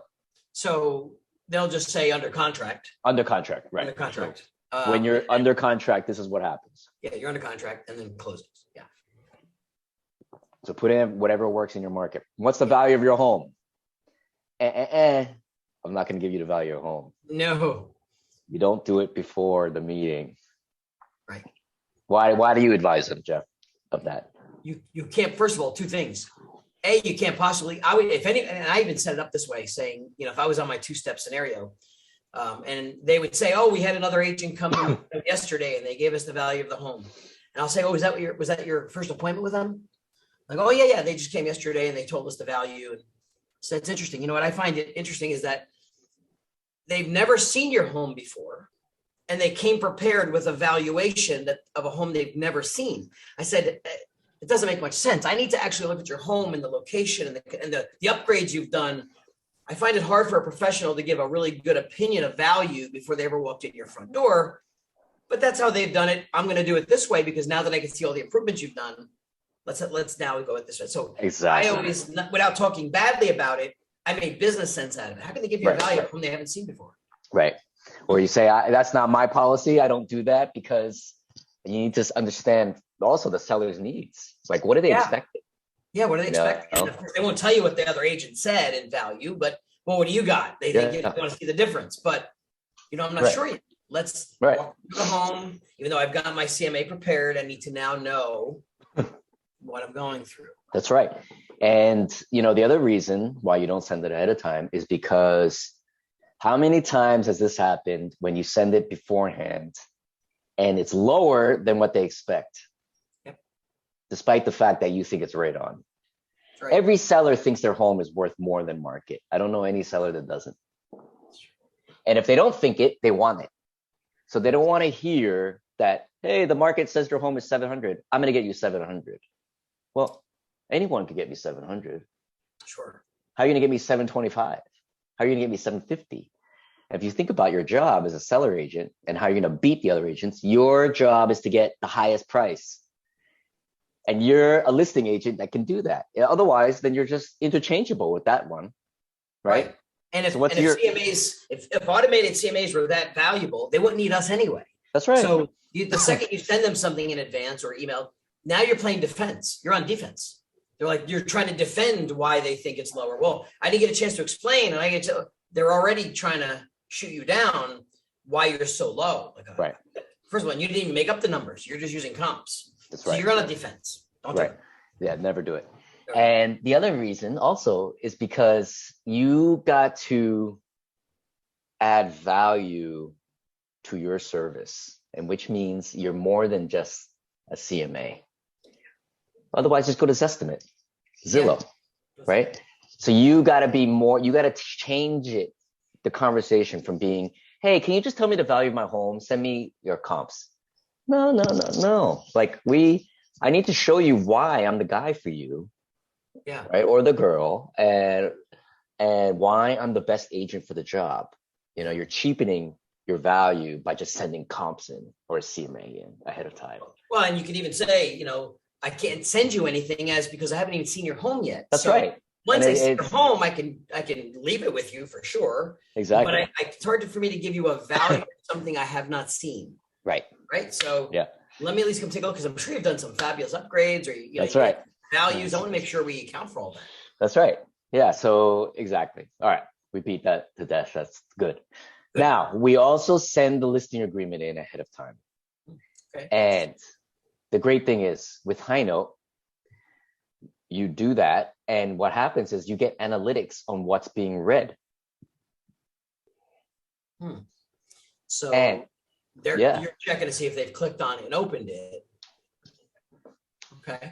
That's right. And what does that mean if they clicked on it and opened it? Well, and you also we also tell you how long they've been reading it and what pages. Oh, so that's interesting. So you could see if they hovered and stuck on that commission section, that page. That's right. For longer than others. That's right. How long have they read this thing? What page did they get down to here? The commission. Where did they hover? Yeah. So anyway, then you get some idea. If they open it and close it, or they don't open it at all, tells you something. But if they spend a lot of time on it, that tells you a ton. They're ready to go. And the reason why we send the listing agreement ahead of time, it shows confidence and it shows strength, right? It shows like, hey, be prepared to enter into a listing agreement with me. It's called the presumptive close. I'm presuming that I'm going to win this business with you. People want to work with winners. You need to portray that you're a winner. You can't be like, and if you're thinking about it, all right, I'll get back to you later. You know, you could sign it or not. You know, it's not time. Yeah, take your time. No. So you send it ahead of time. Hey, we're going to work together and I'm serious and I'm ready to go. Right? What else? Your reviews, testimonials. You need to put that. And then turn it back to yourself. Why me? Again, this is in summary. Why me? The whole thing. So intro to you, why you, your team, why you, and then more credibility, informational about the home, value of your home. Oh, hold on, we're gonna do it when I see you. We're gonna do this. Here's my agreement. Here's my listing agreement, my testimonials, and then why me again? Because I'm a baller. I'm awesome. Gotcha. And I'm ready to go. So this is the pre-listing, okay? And this is what you send beforehand. Now, everything's digital, right? Everything's digital. You need to not send an email full of attachments anymore. It needs to be a presentation. And if you send, a lot of people just send PDFs, okay. But what page do they read to? No idea. And is it gigantic? Is it hard to read? Is it 50 pages? What if that 50-page PDF, you want to insert something else? How do you do that? How do you put in, your social media? How do you put in links? How do you put in videos? It's different, right? HighNote's a next generation proposal platform for that. So very cool. That's establishing credibility. Now, you show up, you hopefully have analytics as to what they've been reading. I'll share with you one story of how this worked. An agent, he was selling at the $600,000 price range. Okay. That's his average sale. He was up for a listing in a luxury part of town for $3 million, not his normal price point. And he also found out he was up against the #1 luxury agent in that area. Okay, strike two. That is. So what he did was he sent his normal pre-listing presentation, and his pre-listing presentation has a lot of video in it. So, but what he noticed was the seller was only opening the videos. So he's like, okay, he likes videos. I'm going to be prepared to talk about my video capabilities and videos. So he shows up at the meeting. He discovers the guys in video production. Wow. Yeah. He leaned into video. This is how I used to sell. I used video. Video. He won. He beat the deal. Wow. He beat the luxury agent. And that's how you use the analytics. And he found out because HighNote alerted him. This seller is looking at the video, right? So this is why you got to package it up this way and send it in, right? So you see what they're interested in and you go from there. All right. You want to talk about in person? Yeah. So in person, I mean, there's a lot of ways to address that, but you have to have your flow. I mean, I'd love to know how you did your in person. What I always tried to do is before I anchored down, everyone says, get anchored at the table and start, rather than starting to talk or present. To me, the build rapport was, hey, if you don't mind, let me set my stuff down a little bit. And if you could help me, walk me through the home as if you were showing it to me. Let me get a look at the home first before we sit down and have a conversation, and show me the things that you love most about it. Like, let them tour me through it. And as we're doing that, building rapport, take me through the house, take my notes. And how many times has this happened? They key on things that really they love about the home, but you think that other people won't like, or they are maybe over improvements, or maybe they're specific, right? Yeah. And they talk about it because they want you to highlight it, or they think it's useful for other people. Yeah. I can't tell you how many times that's happened. They'll lead me to how they put in they spent so much money on these drapes that were just crazy color that you want to take down because most people won't like it. Or they talk about how they spent so much money on the upgrades right? And they spent hundreds of thousands of dollars on these upgrades, but really it just brought the home up to par. Yeah, just got it to market value. Yeah, right. And so they talk about that, or they talk about something very specific, like something that you just you just want to get rid of, like the paint colors or something, right? Yeah. And so anyway, that happens, but you cannot dismiss those things, and you have to be very careful. To them, it's important. That's right. So I like how you said that. You let them talk. I let them talk. Let them talk.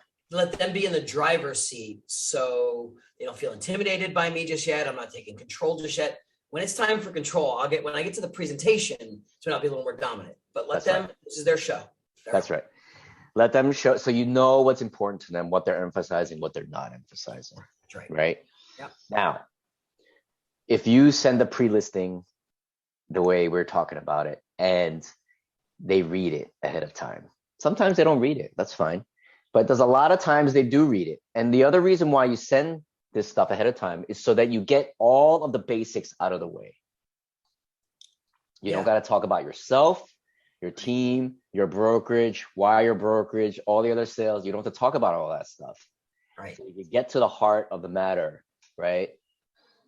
Valuation, your services, what makes you stand out, maybe getting to know you a little bit better, trusting you, building rapport, emotional connection, listening to the house, understanding their needs, right? Yeah. Yep. How much do they need to sell it for? Why are they selling? What else can you do to help them? That's right. Right. What are in your perfect world? How would you like to see this go? Is it what's most important to you? Is it time? Is it top dollar and waiting for time? Like, help me understand what's most important. That's right. And if they did read some of the pre-lists, which is why I like pre-lists, they have that, because I never really wanted to be the person sitting in front of them talking about me, because it's not about me. It's about them. That's right. So I used to tune into and not even have to talk about me and just say, listen, this is amazing. One of the things we specialize in is helping you get the most amount of money by our marketing and everything. Let's talk about how we're going to get you the most amount of money. Let me show you our marketing. That's right. And then I got into show and tell video, and it was more about how we're going to do this, right? Versus the typical agent that comes in with, we're the biggest, we get the most market share, we get the best. That's right. They hear nothing about how they're going to sell their house. That's why you got to get this out of the way first. Right. Get it out. Because nobody wants to hear about you, right? But that's why it's this pre-listing is kind of like, you're talking about you? Well, yeah, you do it to get it out of the way. Yeah. So that when you show up, you're not talking about you. You're talking about them and their needs. Get it out of the way, right? So then you can really talk about, okay, how? You get top dollar, how? How are you going to sell the home? What's the market doing? Do you know what the market's doing? And are you going to give me good advice? Am I going to trust you? Do you have connections? Do you have a network? And do you be supported by anyone? How are you going to sell my home? Yeah. Right? So yeah, and that's a solid hour. It is solid, easily. Yeah, solid hour. And I will probably on a separate presentation I'll do an entire listing I walk through of a listing presentation separately than our bottom of the funnel here. But for the, we got the pre-list, we get into the listing presentation itself. To me, it should always be more show and tell about them and how you're going to get their goals accomplished, not yours. Right. They want highest price. It's time. They want to time it for school. They want whatever it is, time it, face it for them. That's right.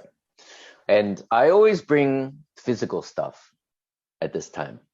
I don't try to do a digital listing presentation. And why? Several reasons. One, the screen's too small. Okay. It's often too small for them. And they're going to be older generally, right? And they may not be used to hovering around a screen in the tight quarters, right? So I generally bring something tangible, and maybe I'll bring both. Right. And I'll bring examples of statements, postcards, maybe our printed listing presentation so we can go through things. Really try to keep away from the screen. Did you do screens or? I did. I was because remember the different evolutions of timing too, of time of, when technology was actually capable of doing some decent stuff. Yeah. So I did screens, but I also did have some print marketing to show the marketing I did, like the just listed sold, but I also had it digitally if I needed it, because I guess I was trying to read that audience. If it was a younger generation that was at the time, let's say it's iPads, iPads were big.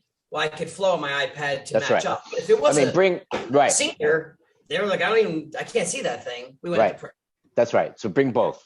I bring both. I just don't key right into a digital one, because maybe 3 out of 4 times you don't use the digital. It's a lot of talking. Maybe you're on the couch. How are you going to be on the screen, right? You have to go to a table. So you got to kind of feel the situation out. That's right. And if they're digital, if they're techie or they're younger, you got to whip out the digital, right? Then they're going to think you're old school and you're not up to today's relevancy. So you kind of have to be prepared for both. You also have to be prepared for the different personalities, which is another whole conversation. But, I've been on presentations where you get that one personality, they're like, I really want to know like days on market and give me the numbers of the top 5 highest priced homes in the area. And others that could give a crap less and said, Jeff, listen, I love your presentation, but can we cut to the chase? Let's get right to you got 5 minutes. Let's go. I'm like, crap. Yeah. So there's no more. Slide that stuff to the side, mirror their personality. That's right. That's right. Now you do the dog and pony, you see their house. Now there's always going to be items to follow up with, right? 1, the value, right? What is the value of my home? Yeah. Now, this is where this presentation is critical, and it's called the follow-up listing presentation. Okay. So again, you break up the listing presentation into 2, the pre-listing and then the follow-up, right? Okay. Now, what's in here? Now it's no longer about you. It's about the value of the home and the strategy, but more importantly, how you have the right strategy, and you're the only one on earth that can affect this strategy, right? That's right. What is that strategy? Great. So great to meet you. Thank you for the opportunity. I can't wait to provide you with this broker price opinion. Okay. Right. What is the broker price opinion, right? What is the opinion of value, right? Not CMA. We don't call it CMA. You have to call they don't know what CMA is either way. They don't know right. But it's like my professional price opinion. Now, here's what we do. We walk through your home. What I noticed was XXX. I noticed this. I noticed that. I noticed some selling points. I noticed some things that we need to kind of improve on.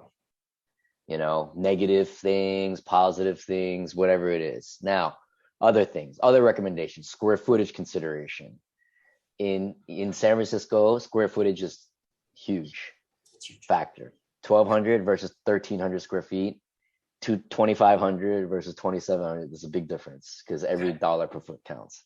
So you try to always maximize the square footage as much as possible. Then you talk about strategy, right? All right, we're in the middle of the summer. Not a good time to come on. Maybe we come on in September, et cetera. And that's timing. Maybe that's timing. Then you start talking about comps, neighborhood sales, recent sales, most relevant comp, baseline comp, whatever it is. Like we add all these sections. You can remove or add whatever you want. These are blank. Right. Then here's what they say about your home online. You need to address it. Because why? They've already looked. Checked it out. Yeah. Don't tell me they're not looking. They're looking. What does Zillow say? What does Redfin say? What does whoever say? When is this typically going on? So in your perfect world, so you're there in person. Does this come with you in person, or is this? No, this is after. Yeah. So this is the follow-up. Okay, the follow-up. So after you leave, you're letting them know to expect this before they make any other decisions. Yep. Hopes that with because hopes they don't you don't. Right. I mean, you could bring your comps with you, but generally you're going to want to, if it's straightforward, you could, but you're generally going to want to hey, let me think about it. I'm going to put a proposal together for you. And it's going to include my value, my broker price opinion, my valuation of the home, and then strategy, how to get you the highest price for your home. Right. Yep. And dangers. So then this is what this proposal is, right? So dangers of overpricing. Be careful. I know you want the market is 1.1. I know you want 1.2 for your home, but be careful. Right? So you're setting that expectation. And then what's the value? Here's the value of your home, blah, blah, blah, blah. Here are the comps. Here's the value, etc. Okay. Right? Yep. Dollar per foot, whatever you think. And you give a range. It's always why do you got to give a range? And why? Because it's not one number, right? It's not like your home is worth 2.49855. It's between, hey, your home is between 2.495 and 2.595, depending on what happens. Well, and they're going to say, well, let's try the higher side. Of course. Right. Well, but then now that's what your home is worth.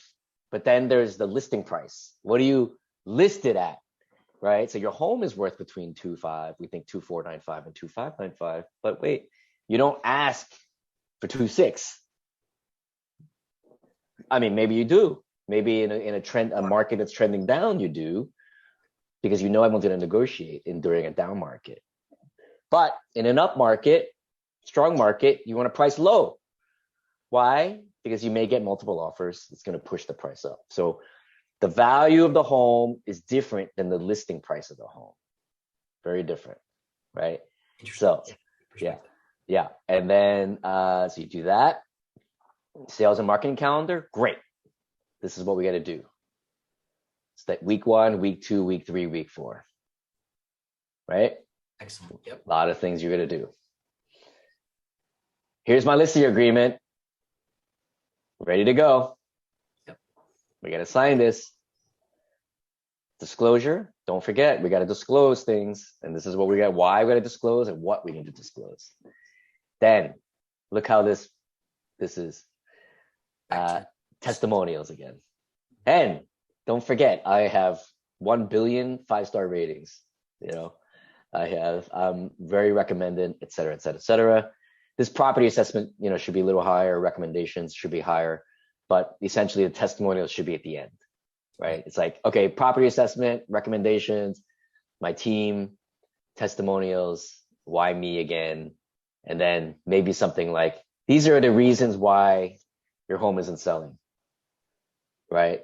And it's not my fault, but these are the reasons why they're not selling. So this is the kind of thing you send. All right, is everyone going to send this? No. And this is exactly why you have to send it. Right. Because this is going to come off as very thorough, very comprehensive. And if you're thorough and comprehensive in your presentation, you're probably going to be thorough and comprehensive in your service. So this is what it's about. This is what HighNote's about. This is what presentation's about. It's the most critical part. You have the lead. You're at the bottom of the funnel. You need to close that lead. You spent all this time and money to get them into your funnel, top of funnel, middle of funnel. You have to close it. It could be the difference between nothing and hundreds of thousands of dollars or tens of thousands of dollars. This is where the money is made. Right? This is where the money is made. So why are you just going to leave it to chance and not deliver the best possible presentation you can give? That's what HighNote is for. That's exactly what HighNote is for. Do not leave it to chance. Close the deal. Yeah. Close the deal. Well, and then, there's so many other uses to HighNote. I'll just jump in though, but this is one of the most valuable uses of the platform. Absolutely. The way I start thinking is, after I get the listing or after we close on the home, there could be, we see people creating a HighNote for here's all of the services you need, or here's all the things you need to do after you close, or if you move in, here's the people you need to call. Absolutely. So a HighNote can be done for all of these, but to me, this is, if you don't win this, you have no other values, there's nothing else to do other than go back and prospect more for another. Right. So the number 1 use case is listings. Number 2 is offers, but number 3 is property marketing. In fact, a lot of people build property marketing in the tool and they send it out.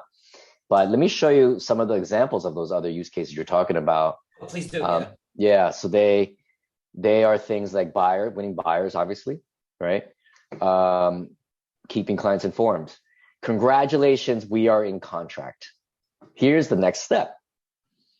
Here are the next steps. We got to inspect the home.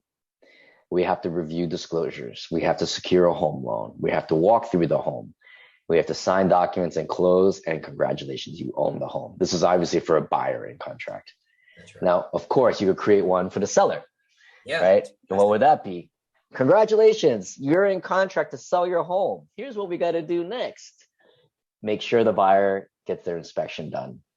Make sure they've signed off on all contingencies, right? Get your home ready, right? What else? I mean, get your home ready as per the contract, right? And then, et cetera. So it will go from there, right? Yeah, secure financing.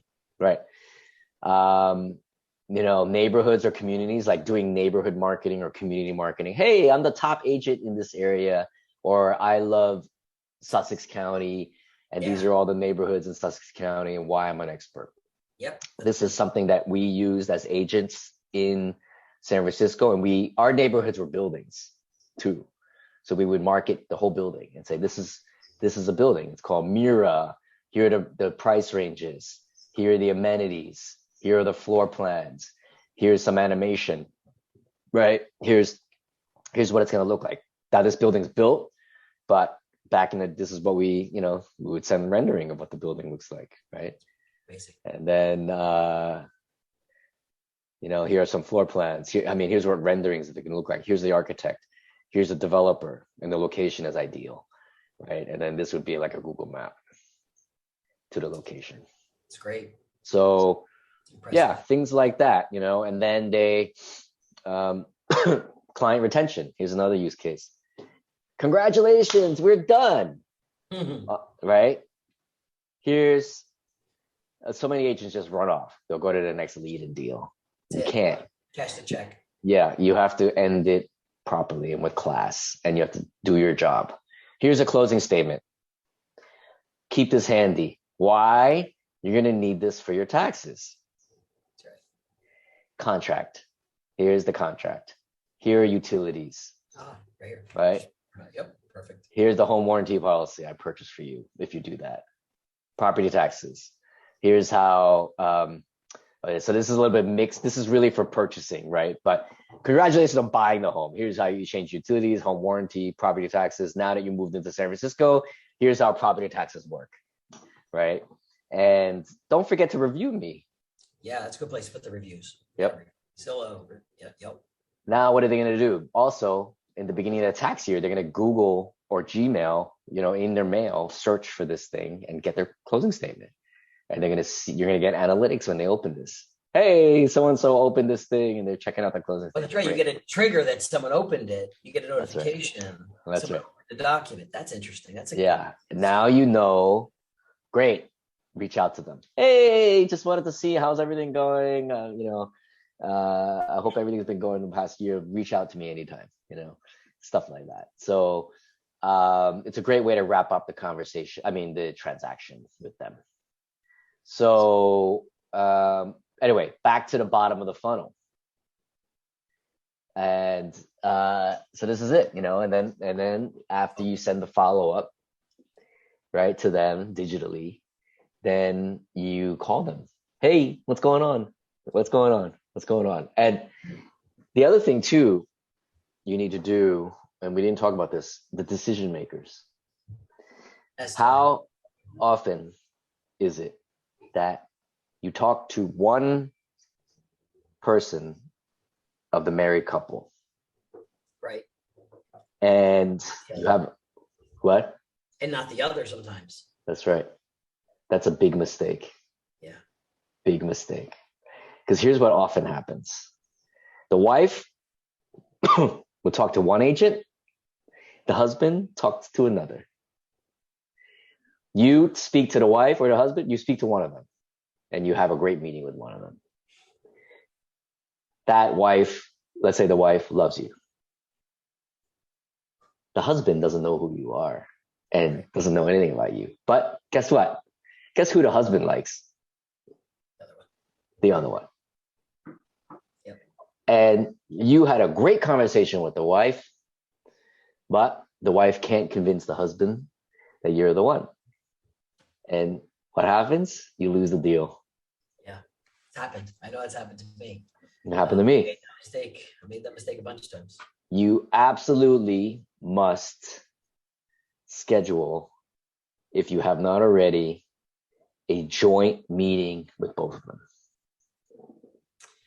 And also make sure that you're speaking to both of them when they're in front of you. You're not just like, I'm not just talking to the husband because I'm a guy, he's the guy. Like, I got to make sure I'm connecting with both and asking them both questions. Like, what's more important to you?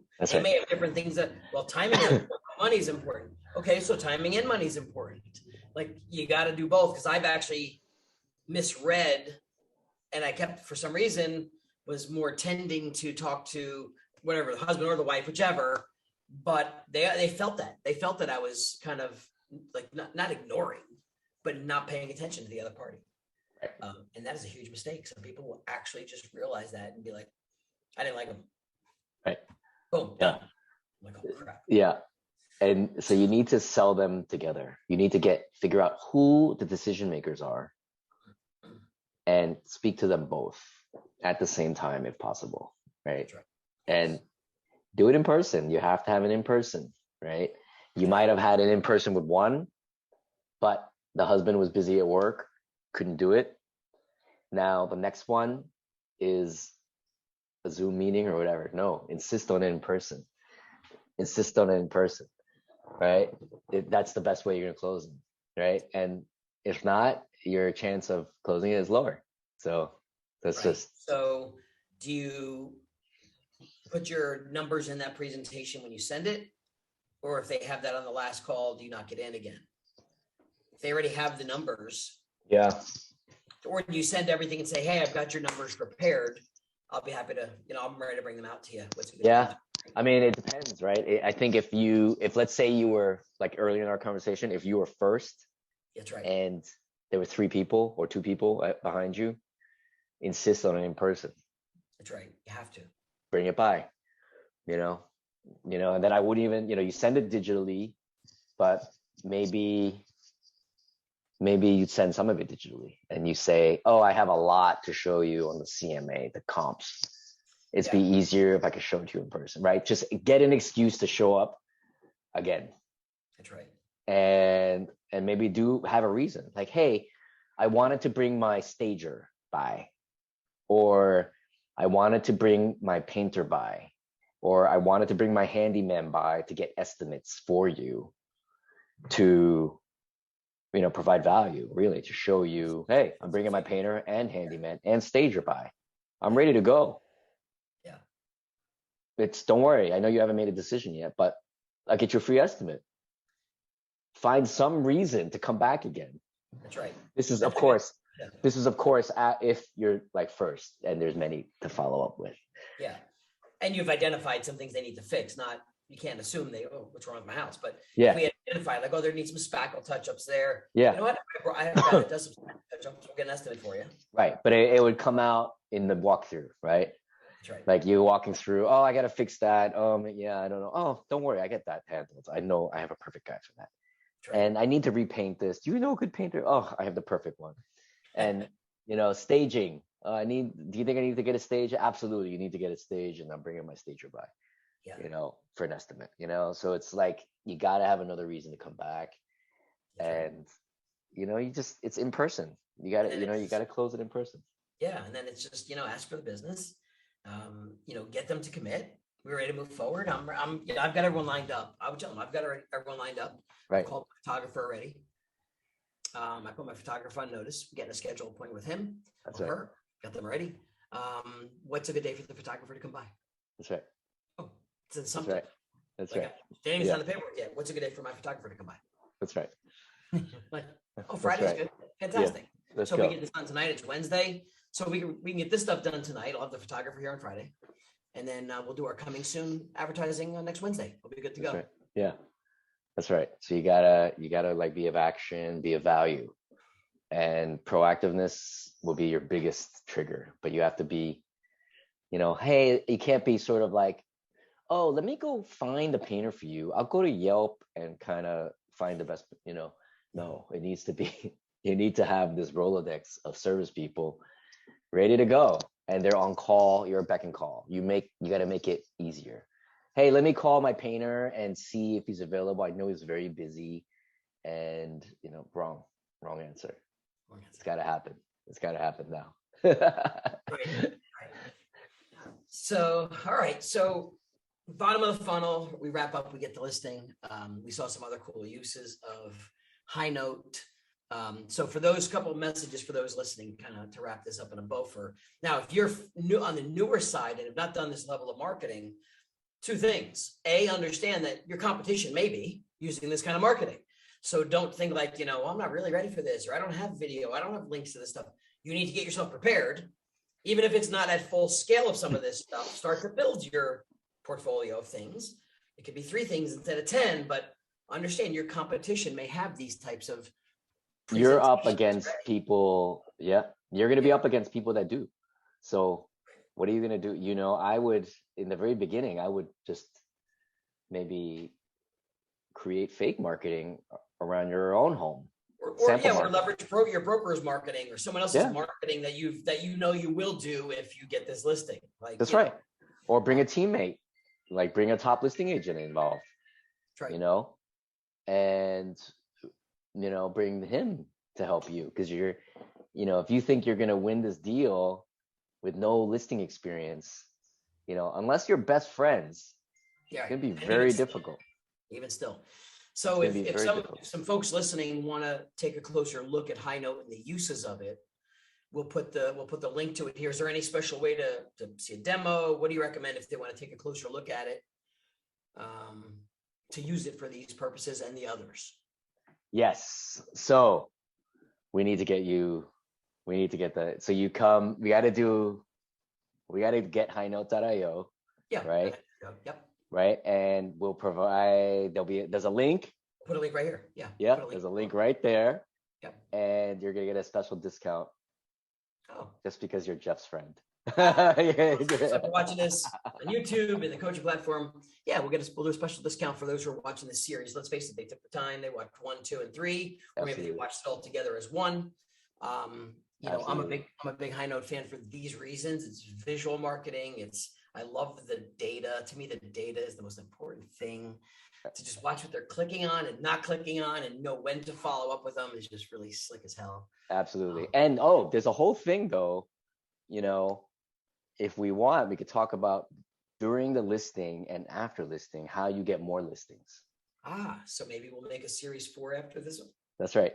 And it has some of the things we talked about earlier, but I think it'd be nice to tie it in. Like, hey, you're in the middle of selling it, right? That's right. We talked about how to maximize, how to get one listing and maximize, right? Okay. Yeah, make more out of it. But you let me know. But we could do that too.